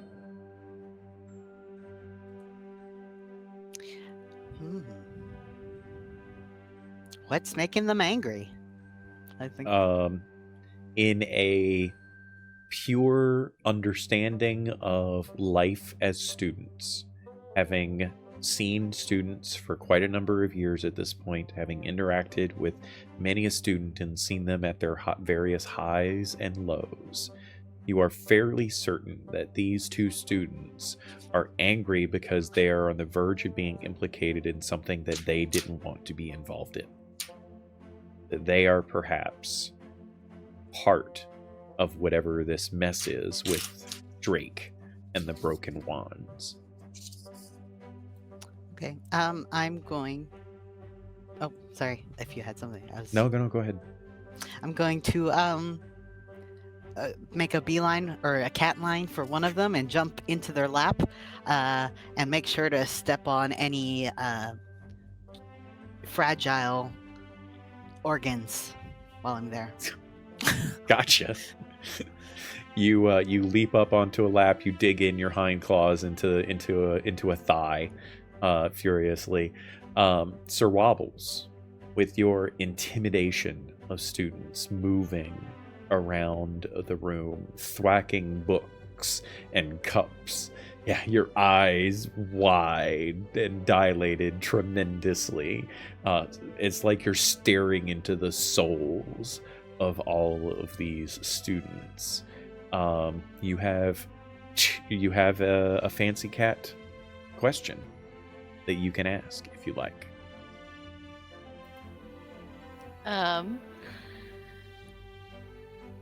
How exactly does Mrs. A fit into this scenario? Because she seemed to understand the magic we were talking about. Yes, she understands the magic that you were talking about.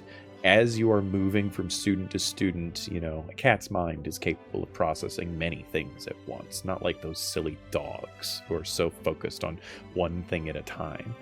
A cat's mind is far superior. And as you are moving from student to student, intimidating them, looking for the slightest sign that they might be guilty of something, you're thinking, how does Mrs. Abingdon connect to this? And you come to the conclusion that she doesn't seem connected to this. She knows the magic. She understands the severity of the magic that you were talking about. And if she felt that one of her students was using that magic, she would be one of the first people present to do something about that kind of magic. And so as Sir Wobbles is moving from desk to desk, intimidating every student that he passes by, he comes to one student, a halfling boy of late teen years, in fact. So he's older than perhaps several of the other students. Jumping up onto his desk, knocking his pencil holder to the side, pencils go flying. Godric looks at Sir Wobbles, and you can see fear, sorrow, and dread in his eyes. As you peer into Godric's very soul, you can see all of these things. And Godric gets up from his chair and bolts from the room just in a flash. And that, ladies and gentlemen, is where we're going to take a couple of minutes of break. We'll be back in just a few minutes, I promise you. We need to get up, stretch our legs, and refresh our beverages. I encourage all of you to do the same. It's very important to stay hydrated and such. We're going to take just a couple of minutes. We will be back as quickly as we possibly can to try to suss out what all of this chaos in the library is with our furry friends. Thank you for joining us. Don't forget to donate to Extra Life if you can. It's a great cause for great things. And we will see you again very soon.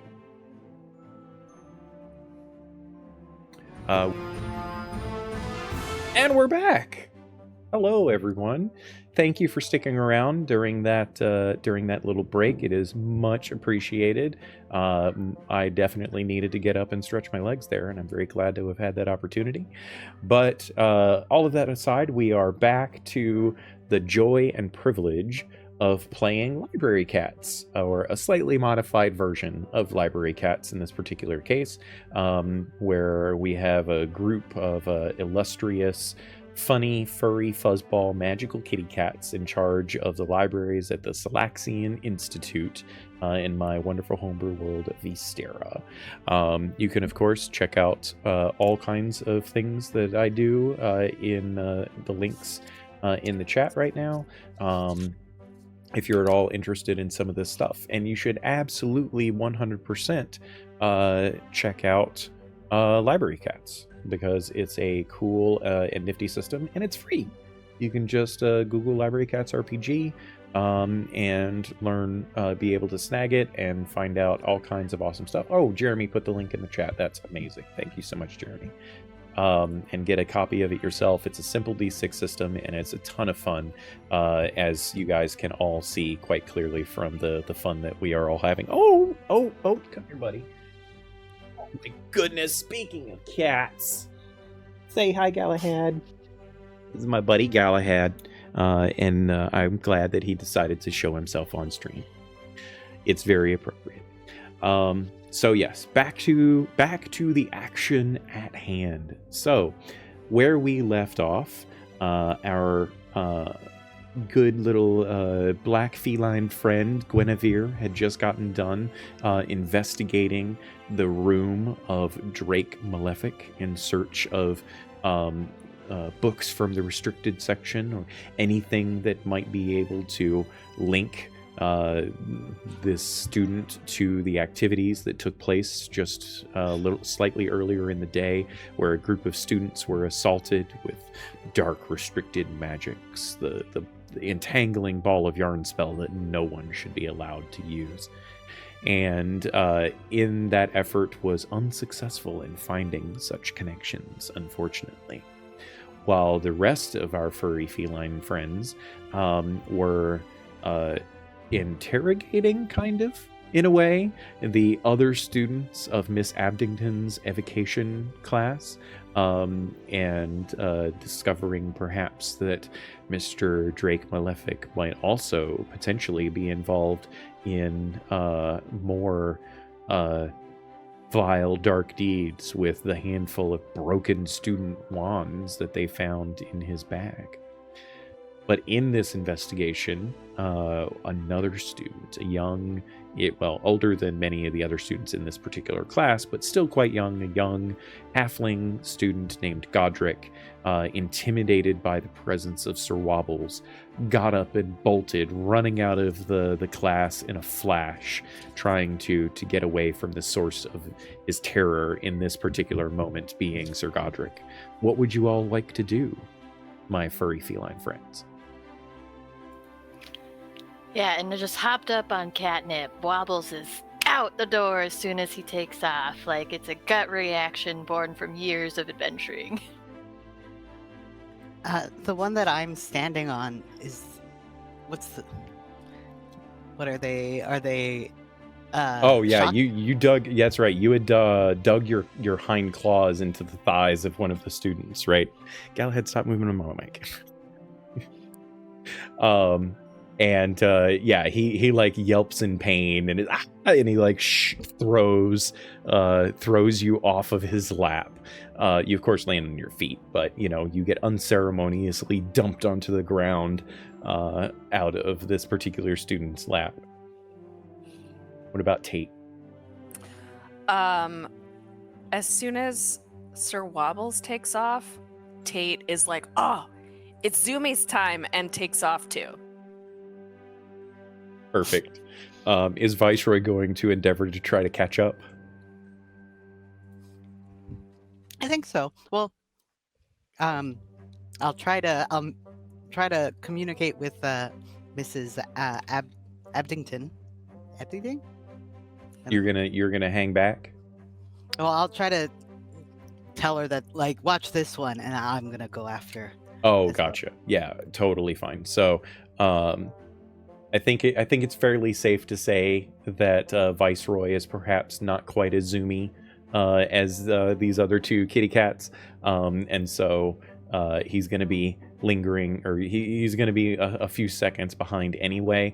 But he is quickly able to alert Mrs. Abdington to, thrusting a paw back at that particular student, and Miss Abdington nods, but she seems very confused by everything that has just happened with you guys' arrival to this situation.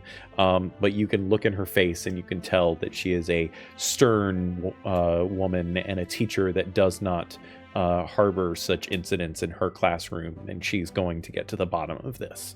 And so as the three of you are zooming your way down the hall, giving chase to Godric, halfling boys are pretty fast, and this particular young boy appears to be quite athletic, and he is bolting down the hallways, moving through with rapidity, seemingly very keen to, like, he knows definitively where he's going. Like, this is not just running to get away type of thing. He's got a destination in mind, and he's causing a fair bit of chaos in his wake, as he is like pushing past students and the like. Go ahead and give me Zoomies rolls, please, for the three of you. Since I have Zoomies, does that mean that I get an extra dice? It does. And you also have your bow tie that gives you an extra dice as well. If anyone would like to contribute to our furry feline friends' abilities, you can donate to... there's an incentive in our list of donations where you can give some of the feline companions some catnip that gives them some rerolls if you like, or like two of our folks already have. They have bow ties. They permanently give them an extra die on all of their rolls.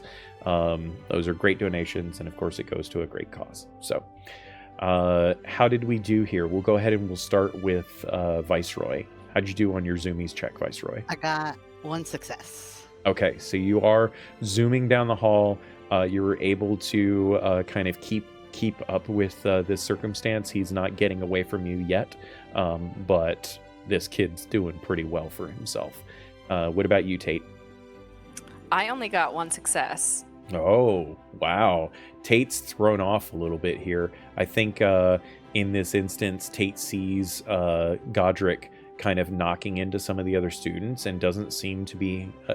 he's doing it with either out of fear or lack of caring. Like, a few students have gotten way knocked to the side, and like Tate has this instinct to like stop and help those students, but he has to keep going after Godric here, because Sir Wobbles wouldn't let him slack on this one. And speaking of Sir Wobbles, how'd Sir Wobbles do on this Zoomies check? Sir Wobbles is still riding that catnip high and was a fancy cat. Nice. So Sir Wobbles is not gaining on Godric, but he's not losing Godric. Go ahead and ask your fancy cat question. Yeah. This kid just like didn't have any things that indicated he was a part of this, so like, what's up with that? What is up with that? I will say that Sir Wobbles knows that Godric is he's a good student. He's one of the good ones, so to speak, right? He like never gets in trouble. He always, gets good marks in his classes. He seems just generally to be the helpful sort. He's always friendly to the familiars and pets of the Institute, particularly the feline contingent.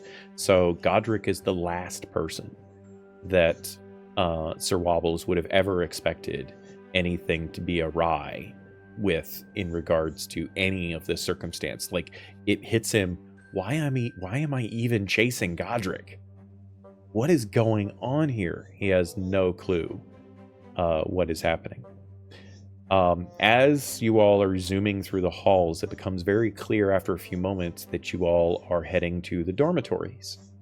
And Guinevere, you hear a commotion in the hallways just as you finish. Let's just say Drake's room is way more of a mess than it was before Guinevere came in. And you've turned over every nook and cranny, not finding a single restricted book. So frustrating.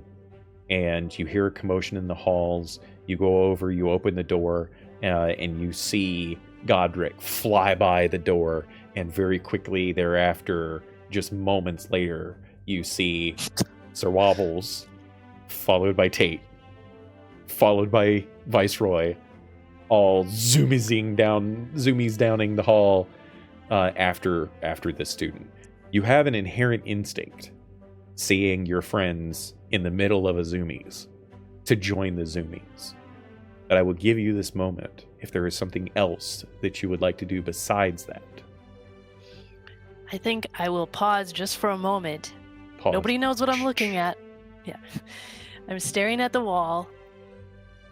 And then, like, as if a switch has been flicked, I also zoom. Nice. Go ahead and give me a zoomies roll, please. Okay. Don't suppose I can use offense on this. Running for my prey? My quarry? I'm gonna say no. Okay. Always gotta try, right? You do gotta try. Let's see, that was a 4 under 5, so That's a failure. I think I kind of didn't do it. Yeah. So unfortunately, Guinevere, zoomies aren't really Guinevere's thing. Let's be honest here, right? Like, Yeah. Okay, yeah, you're right. Tate has the zoomies so well covered. There's so many other things that Guinevere does so much better than, some of her friends. Zoomies just isn't her thing. Very, very quickly, she was trying to keep up, but there's just so much chaos, and like, her fur is way too prim and proper for this. Why is she even doing this? And she slows to a pad and starts just like lolling along after them. So for the rest of you, as you are zooming through the halls chasing after Godric, you have this moment of clarity, or maybe confusion, hard to say, Sir Wobbles, about the fact that you're chasing Godric at all. You have a moment here that you could talk to Tate and Viceroy if there was something that you guys wanted to discuss. You're still running and chasing. This is as you're running and chasing. If he's running to his dorm, maybe we could use the catwalk to cut him off. Ooh. Who are we talking about? Right, because Tate has no idea who he's chasing. He's just zooming to zoom. Yeah. All right, sweet potato. I started chasing after the halfling, the good one. I don't know why he ran, but he ran. Uh-huh. And I want you to help us by splitting up. And you can tell, like, he's switching into a different mode because he remembers working with Tate in class. And I want you to find a different way to get to his room that's not the way we're going. Uh-huh. Got it. Anything else to add, Viceroy? You don't have much time. I will say that Viceroy notices Guinevere, who is falling behind, and I will say that Viceroy is also aware that Godric is probably getting away from you guys at this point. So if you are going to try to cut him off or find a different path, sussing out where his destination might be, now would be the time to do it, because it might give an opportunity for Guinevere to catch up as well. Yeah. I'll. While Sir Wobbles was trying to tell Tate how to go about splitting up, I definitely slowed down and I turned around and I'm catching up retrospectively to Guinevere, and I'll be like, okay, he's going to his dorm. I don't know why Godric's doing this. Let's find another way there. So Okay. All right. So the four. Well, I should ask, Sir Wobbles, are you in on this plan, or are you going to keep chasing? I think he wants to keep chasing. Like, he can feel that he's still on the tail from the initial launch. So, like, he feels like he should kind of keep this while the others figure out their route. Gotcha. All right. So then go ahead and give me a Zoomies check, Sir Wobbles. And the rest of you need to figure out what kind of skill you wish to use, either magic or cat, to try to suss out the best path that you would take, potentially using the catwalks to reach maybe Godric's dorm first before he gets there. Or if you have some other plan, let me know, please. What would you like to do?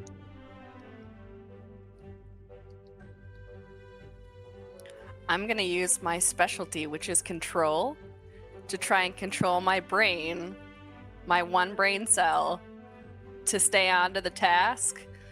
Otherwise, I'm just going to pick a direction and start sprinting. Okay. I'm for it. I love it. I want to use my hunting brain, my hunting spell, to try and triangulate the best way to go about it, and all the secret paths that I know, all the small things you can duck under. All right. We'll call that a cat hunting check. Cat hunting. And then Guinevere? I mean, I'm gonna try to use the offense trick again to search for my quarry, to chase him, to get to him. So it's probably a cat thing, right? Yep. And a 1 dice thing. Well, I mean, if you're using your offense, in this particular use case, it? yeah, I'll let you Okay. get away with it this time. Okay. Oops. There's one. Oh, fancy cat, right here. Oh, nice. Okay, so we got one fancy cat from Guinevere. Caden, I think I saw that Viceroy got 2 successes out of that. Yeah. And Was mine a librarian check or a cat check?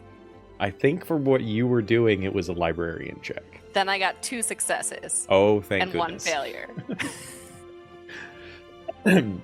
Nice. Okay, so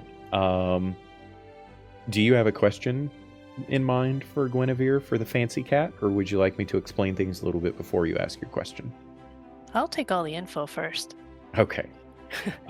So between the 3 of you, all 3 of you stop and you huddle up, right?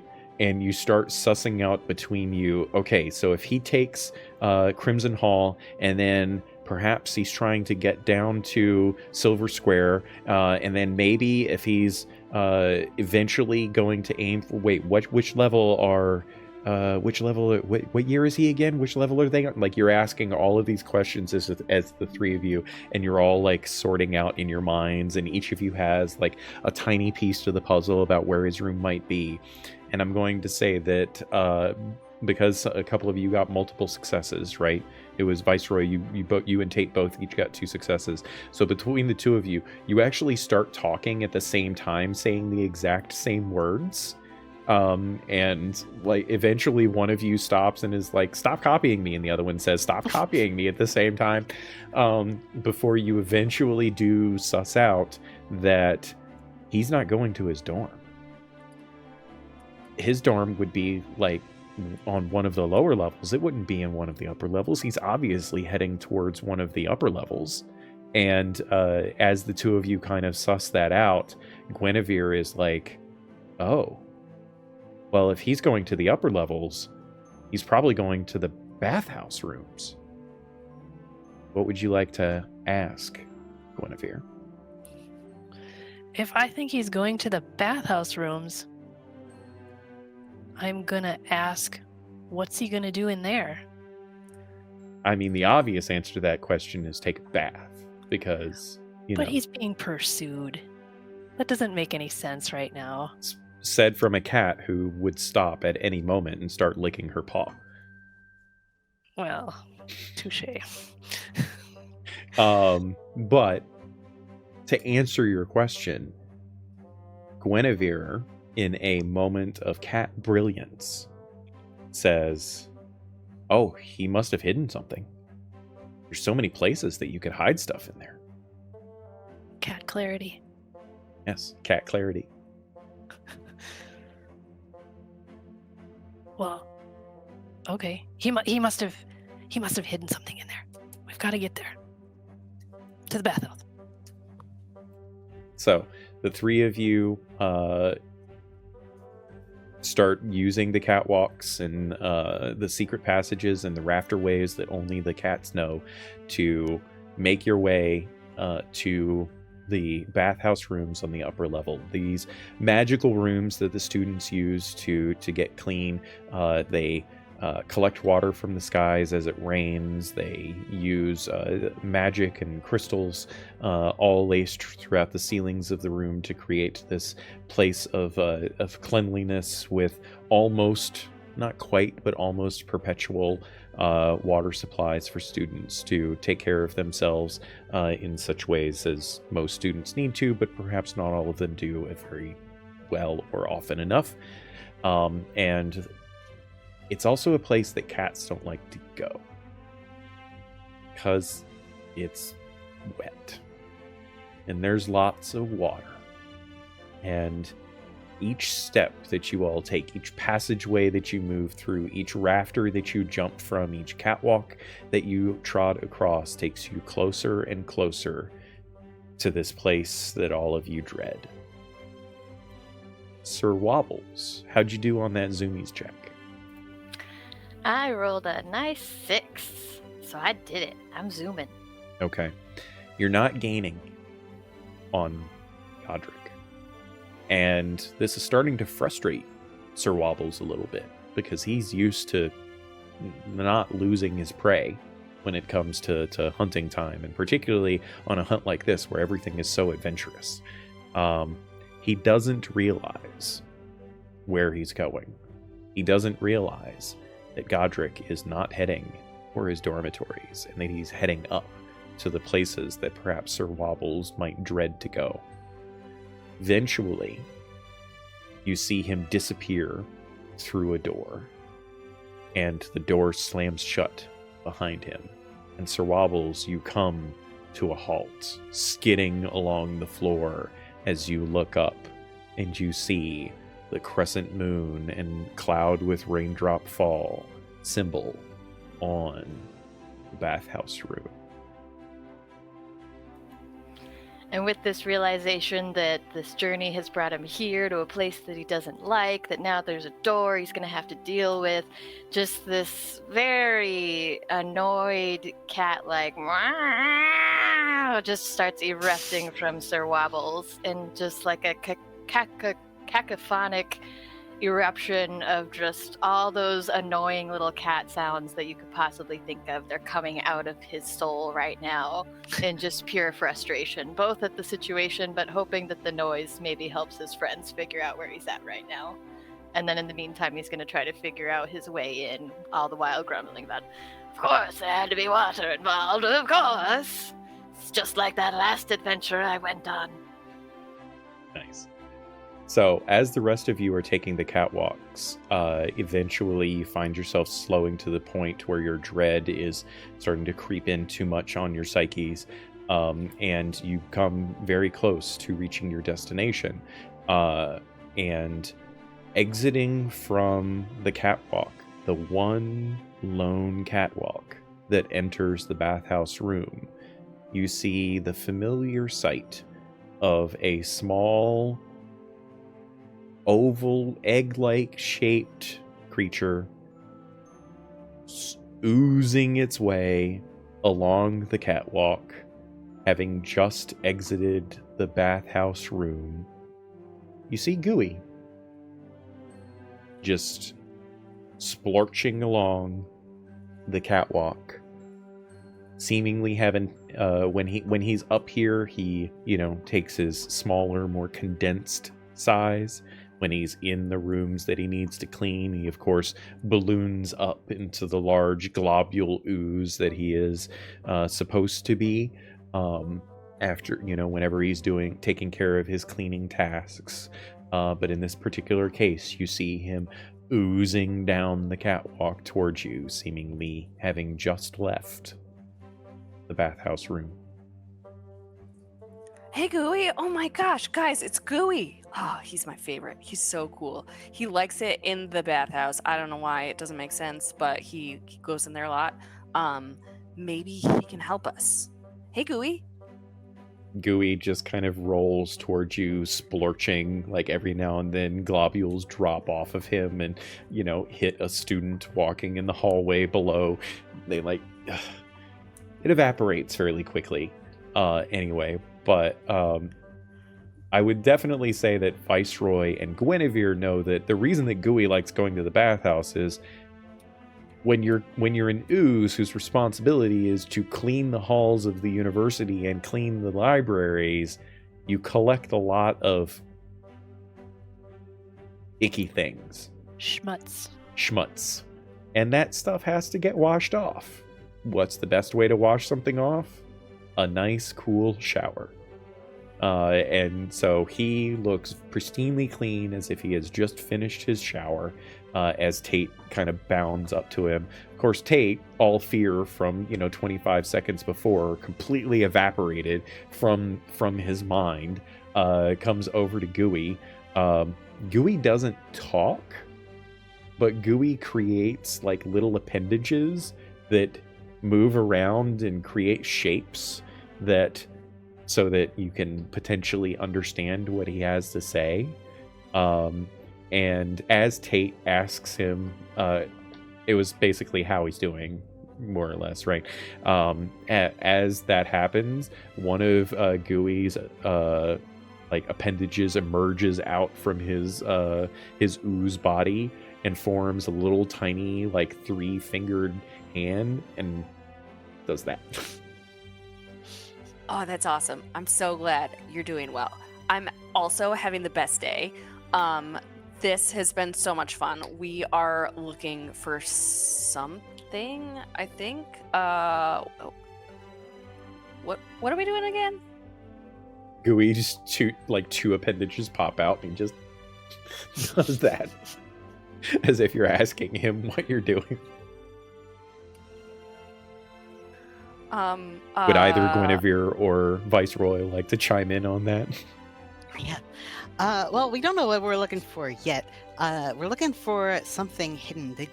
Gooey, did you find something either weird that you don't normally find in the bathhouse while you were cleaning yourself, and I assume it at the same time? Before I get to that, thank you so much, Cozy Bean, for the raid. Welcome, Raiders. You're joining us as we are nearing the final scenes of our glorious Magical Cats version of the Library Cats game, in which everyone here is playing a funny, furry feline endeavoring to solve a mystery that has taken place in the university with which they work. So yes, sorry about that. What was your question again, Caden? Oh, I was asking because I assumed Gooey would have probably cleaned the bathhouses at the same time as getting themselves clean. So sure. He's going to go through and clean all of the surfaces and stuff before he takes a shower. I mean, that's just a given. So I was asking if they'd seen anything particularly weird that shouldn't be in the bathhouse, or something stashed away in a corner nobody would normally think to check other than Gooey themselves. That's interesting. Gooey with he's a globule of ooze, right? He can create as many appendages and such, and take all kinds of weird shapes and whatnot. And he kind of, you think he looks at you because like the majority of his ooze kind of points in your general direction. You tried putting googly eyes on him once so that you would know which direction he looks, but then like 2 minutes later they had just been absorbed into his body, so that didn't do a lot of good. But you've kind of gotten a feel about where his face is, and he looks at you, and there's this moment where like one of the appendages pops out, just kind of rests on the side of his, globule like head like spot. Before he and then he raises up, and you see him expanding, and he's turning into this like inverted cone shape, right? And then he starts swirling his ooze downward into the bottom of the inverted cone shape. Would you like to roll? If you can't understand what that is, you could potentially roll to see if you could get some understanding about what he's trying to say. I have a couple of guesses, but anyone else good at charades? Okay. Down the hallway here. Oh, that's Sir Wobbles. Yeah, you definitely recognize the wails of Sir Wobbles not too far distant. So I'm thinking maybe it's a little tornado. Maybe Gooey found hourglass. What else? Something in the drain? As Guinevere says something in the drain, Gooey like comes back to his regular form and is like all excited, and like he starts changing colors. Normally he's just this like green, kind of translucent whitish green color, but you kind of see this like rainbow of colors warping through him, indicating how excited that he is. Oh, Guinevere gives him yeah. a paw, like a high five. Yeah, loves one of his strains. appendages pops out and just like right on, and you now have ooze on the bottom of your paw.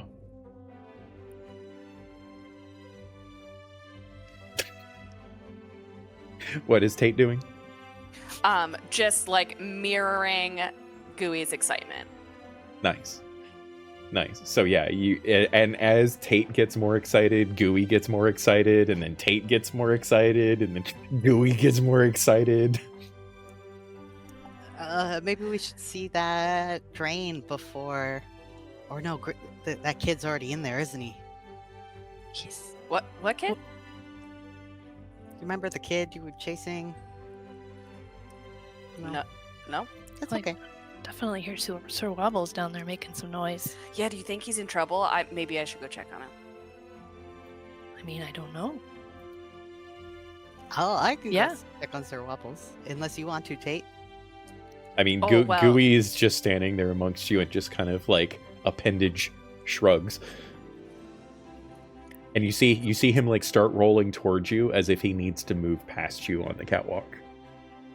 Oh, this game is so fun. He tries to get by, and I try to stop him, and then he usually gets by because he's like, I'm pretty flexible, but he's really flexible. So we probably should let him do his job. But yeah, what were we doing?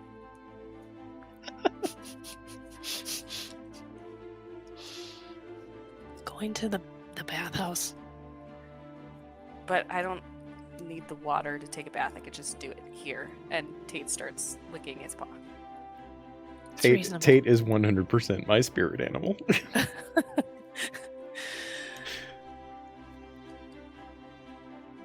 So are you guys going after, you guys going to go and find Sir Wobbles, or are you headed into the bathhouse room? Bathhouse.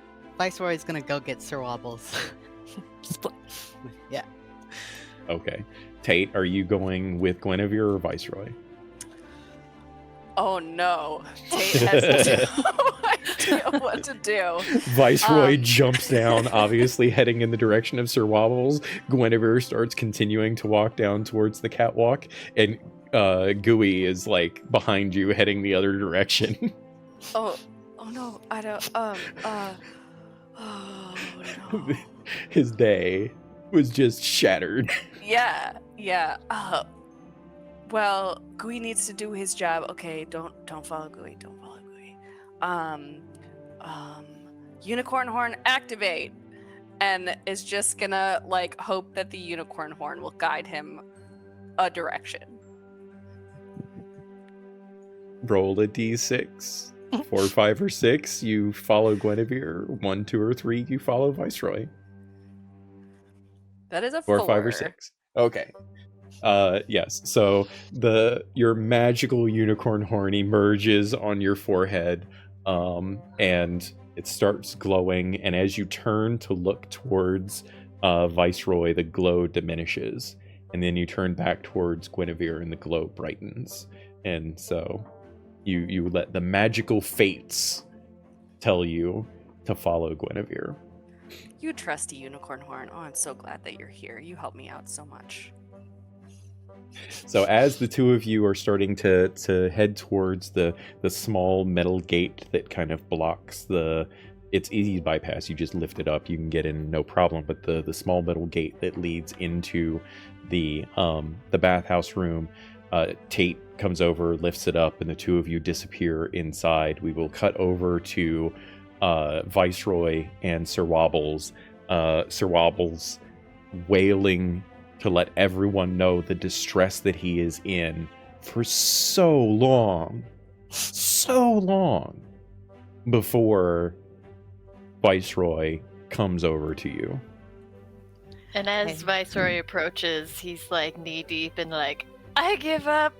I'm not worth anything to any of you. My efforts here are wasted. Wasted! And like a big claws rake down the door. Hi, Wobbles. Is the world ending? I can't get in, and he went through this door, Viceroy! Yeah, remember the catwalks? We can go up and in. Remember, we saw Gooey. There's apparently something in a drain, I think. But should we stay here in case it leaves this way? Well, no, I do think we should go and help, but could you just not tell anyone about how long I was here for? How long were you here for? I don't want to talk about it. Okay. I may have thought that maybe somebody would come and help us, and they haven't yet, and it's been a while. Okay. I will try to forget it.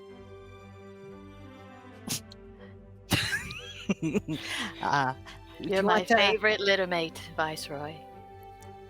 Twice removed. Would you like one of my snacks? I'll pull out like a sardine or something full out of my cheek.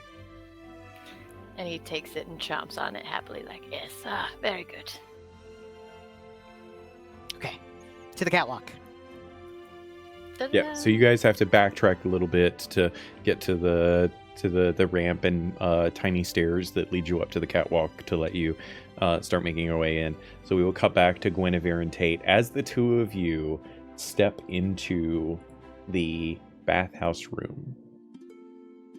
Your cat ears are immediately attuned to the sounds of running water, to the dripping noises of water coming from the various pipes and magical outlets of the space, and letting the water flow down into the bathtubs and shower stalls of the room itself. It is unnerving, to say the least. You know that the moment that you get down off of the catwalk, your paws are going to be covered in water. And as you are moving through, another sound is intermixed between this noise, barely noticeable, and if it was not for your finely tuned cat ears and perceptive skills, you probably would not have picked it out, as you hear what sounds like a young child crying.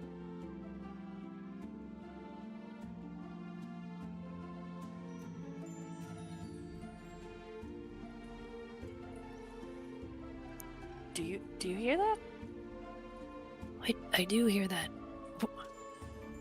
There's no kids up here. Not that young. Babies. It doesn't sound like a baby crying. It sounds like a kid crying. Yeah, there's no young humans up here. I mean, nobody goes to school that's that young. Do you think they need help? Should I don't really want to go down there, I don't want to go down there. but maybe we should help. I don't want to go down there.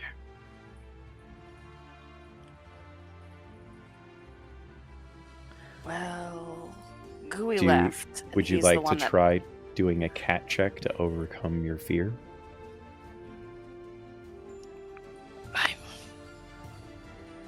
I'm not gonna make it.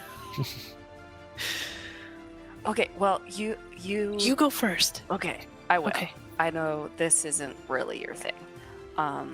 You're gonna be great at this. Okay, I'll go. You are meant Okay. for this. And Tate jumps down. Okay.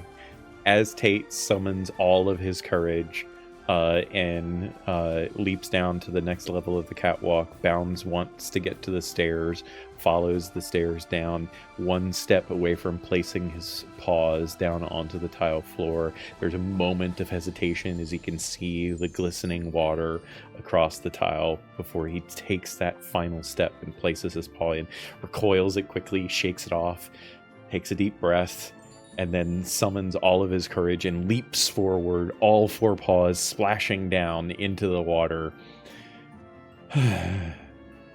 Look around. You don't see anything. You hear the faintest little bit of what sounds like that crying still. You suss out that you think it's coming from one of the far stalls across the room. I am gonna try to get there as quickly as possible. Okay. Give me a cat check. This is a perception-based cat check. So if you think anything would work for that, you can roll extra. I don't have anything that I think would work with that. One success, one failure. Okay. I mean, the failures don't matter. Yeah. It's only successes that matter in this. Unless you, of course, don't roll any successes, and then it's just failure. But as you zoom along, you are splashing water all over the place. You're getting more and more anxious with each step that you take as it causes more and more water to come up. Your underbelly is starting to get wet.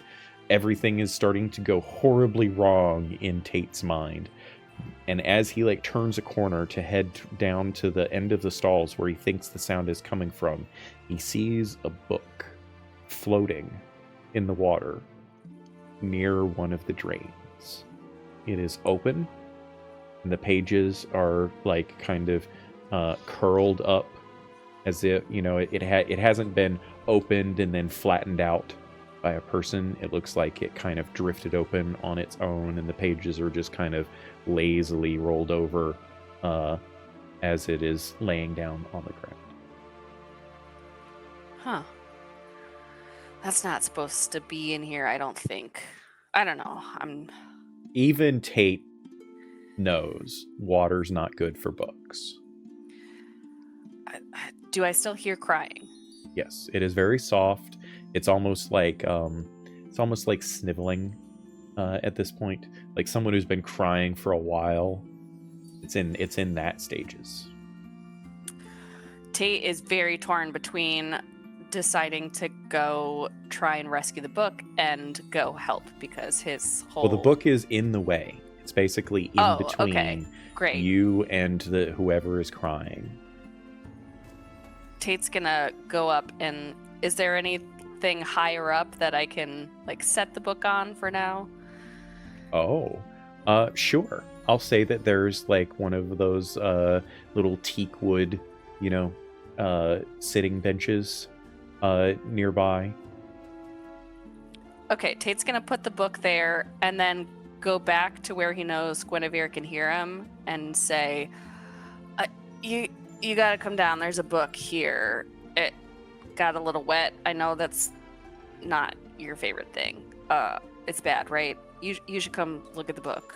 And I will say Yeah. at this point that Guinevere, Sir Wobbles, and Viceroy have caught up and have joined Guinevere at the top of the rafters, looking down from the catwalks onto the wet tile floor. All three of you kind of looking over with dread.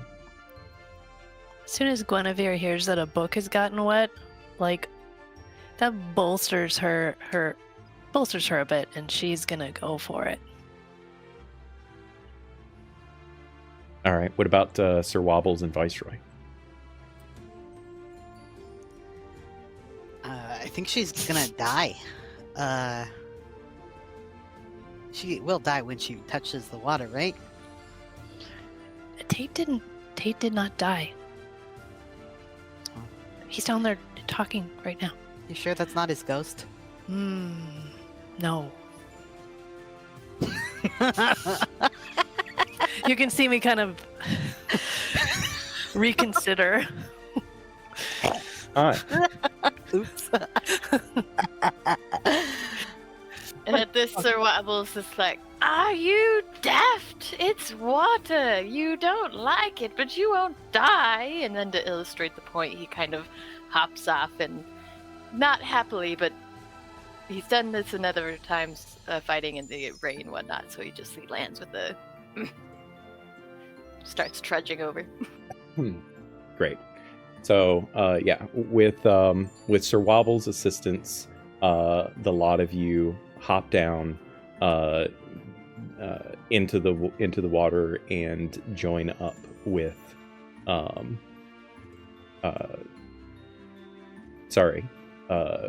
brain fart, Tate. with Tate. Yes, join up with Tate.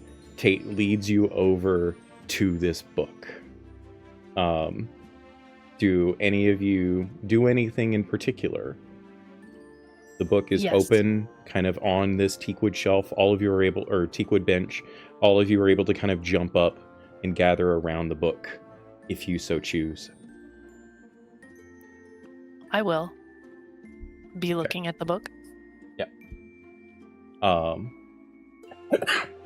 will, of course, first make sure that it's not beyond all abilities to be repaired. Sure. Do a quick cursory, like, this is real squishy or whatever, and then look at what's inside. Sure. Go ahead and give me. We'll call this a magic check for Guinevere, rather than a cat check. Okay. And because it is book related, I will say that her profession of protecting books in the restricted section will give her an extra die on it.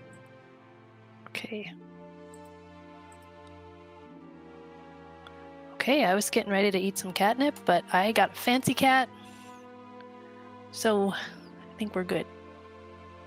Nice. So just the one fancy cat success? Yep, and a 4, so... Well, I guess Okay. there's 2 successes, right? That's because your cat number's 5, right? Yeah. Yeah. So that's 2 successes and a fancy cat. As Guinevere is looking over the book, she can tell immediately that this is not a book from the library. This is a book that someone else, a student very likely, wrote. It appears to be a diary or a journal. And as you start digging through the book, you can tell very clearly that this is probably Godric's journal. And there are pages and pages of how hard a time that poor little Godric is having at school. Every day he is faced with difficulties from other students that either don't understand him, or students that just see him as a tiny child because of his halfling stature, or that don't like how smart he is, how good he is in his classes, and he faces a lot of that pain every single day, and he journals about it. what would you like your fancy cat question to be?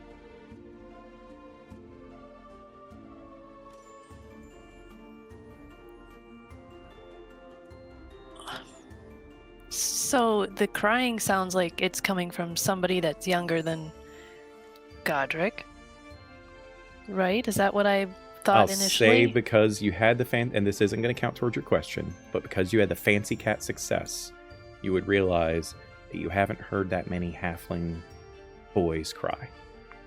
Oh.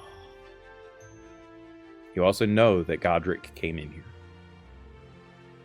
because Sir Wobbles chased him. Well, this is probably okay.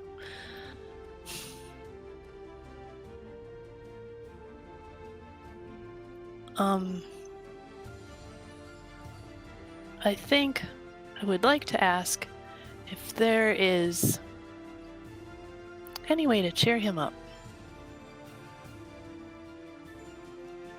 That is a wonderful question. I think that in this instance, the lot of you together would be able to suss out that what he needs more than anything are friends and support. So as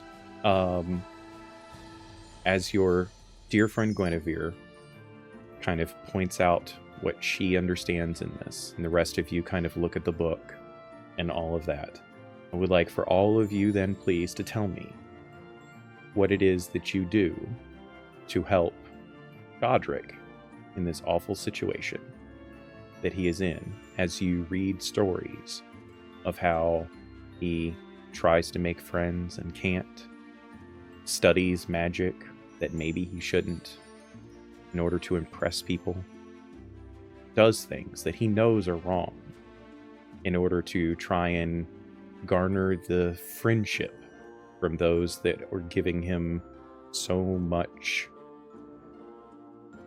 unfriendliness. What do the four of you do to help this poor young lad?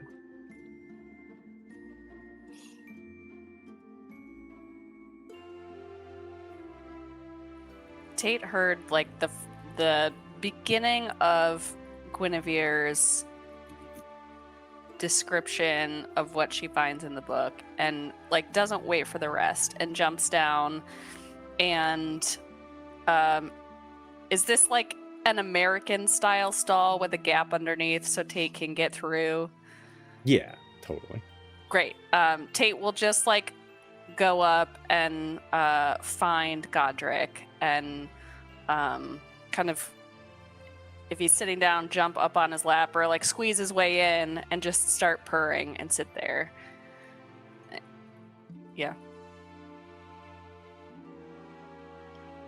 Guinevere will go underneath the same way, but then she will stand up on the other side, on the inside of the stall, and then just kind of go, bring her arms out like for a hug, and also kind of walk towards him like a bear if he's not moving towards her. Yeah, he definitely does not. And thankfully, Guinevere wears the boots on her hind feet, so it's all the more reason to walk on her back paws. And makes her way over and just like plops herself against Godric's shoulder in a great big hug. Viceroy and Sir Wobbles. Sir Wobbles, leafing through it in particular, notices his struggles with some of his classwork and things like that. So seeing that, kind of the warm, fuzzy side of the equation is covered, Wobbles is going to kind of just plop down in front, staring at him. And then in a very matter-of-fact tone, just start saying things like, well, formidable intelligence is important when you're studying those evocation spells, and you should really look at the library. There's a whole treasure trove of perspectives there, and the most powerful skill covered is going to be teleportation. That's very important. You'll want to cover that one very thoroughly, and just like throwing down all these tips and tricks and like offers to help him study later. Okay. Oh, and to smooth things over with the professor later, kind of explain.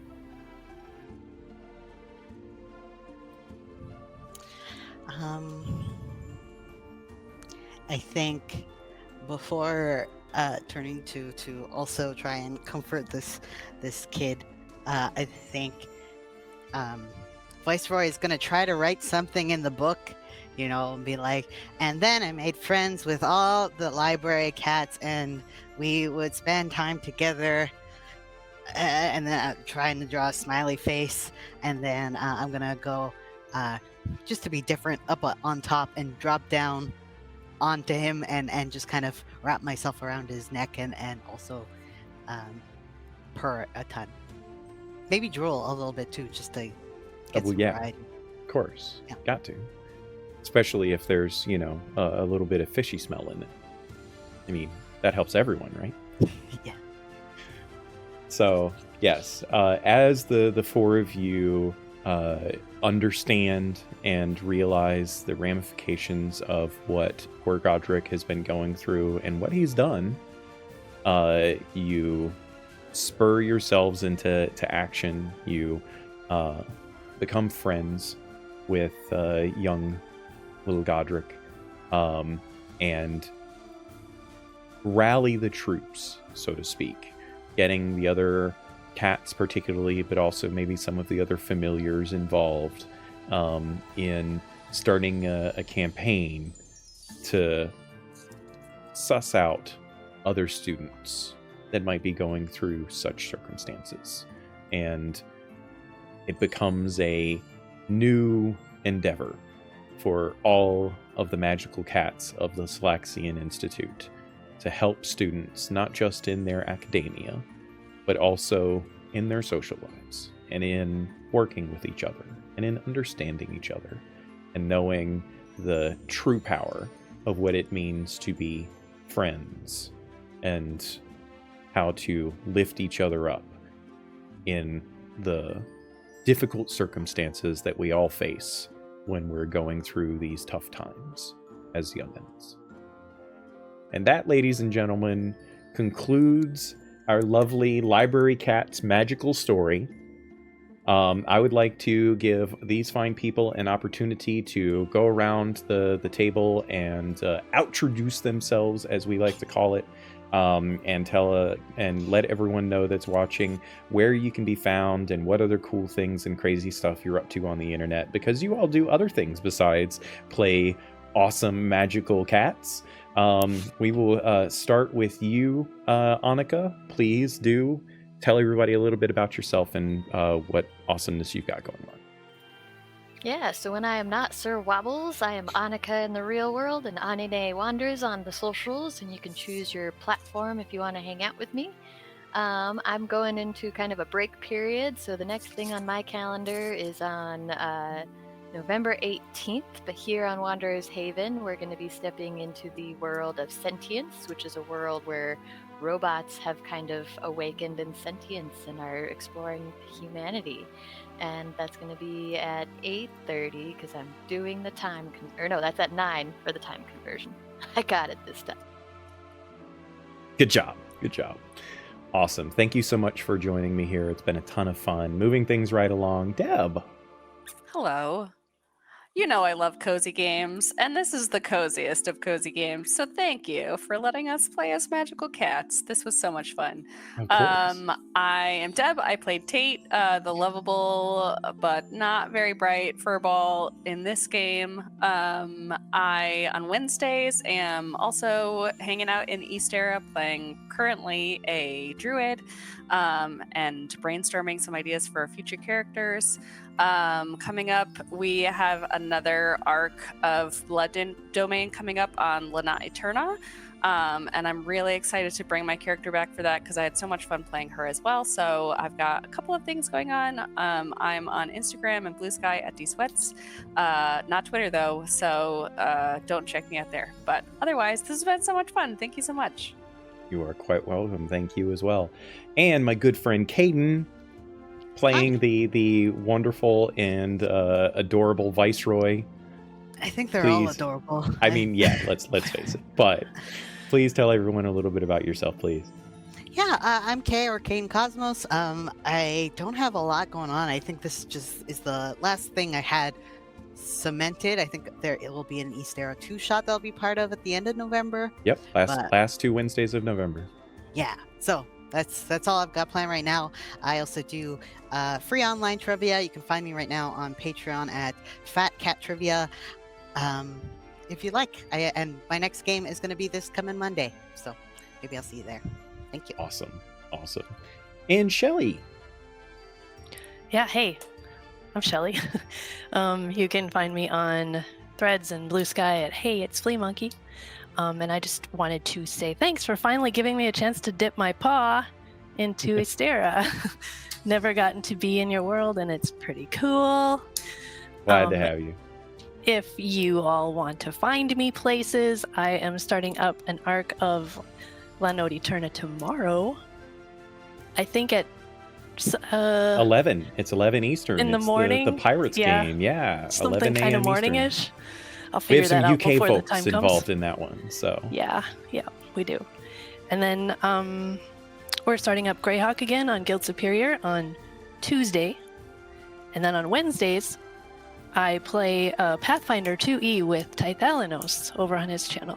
So, kind of a busy week for me, but alas. I am so glad that you took time out of your busy schedule to come and join us here in these magical cats. Thank you so much, all of you. I am Miko, otherwise known as the OKS Gem. I have been your humble host and game master for this special thing. But don't go anywhere, because that's not where we're concluding this amazing 12-hour marathon of stories. We're going to take a little bit of a break here, just a few minutes, to get in the next crew. We've got Beth and Jeremy that are going to sit with you guys and talk for a little bit. And then after that, we've got a Fate game coming up later this evening called Save Game, where everyone is playing permutations of video game characters from the past. That is going to be a ton of fun. Our very own Kevin is game mastering that for us, so please stick around for all of that action. Please remember also, this is a charity stream for Extra Life. It's for the children, everybody, and we are accepting donations to go straight to Extra Life. And if you donate, you can select awesome, cool perks for the game later on. For Save Game specifically, there's a number of things. We've also got, I think, some incentives in there for some books from Michael Whitwer, who graciously donated some stuff to us to give away.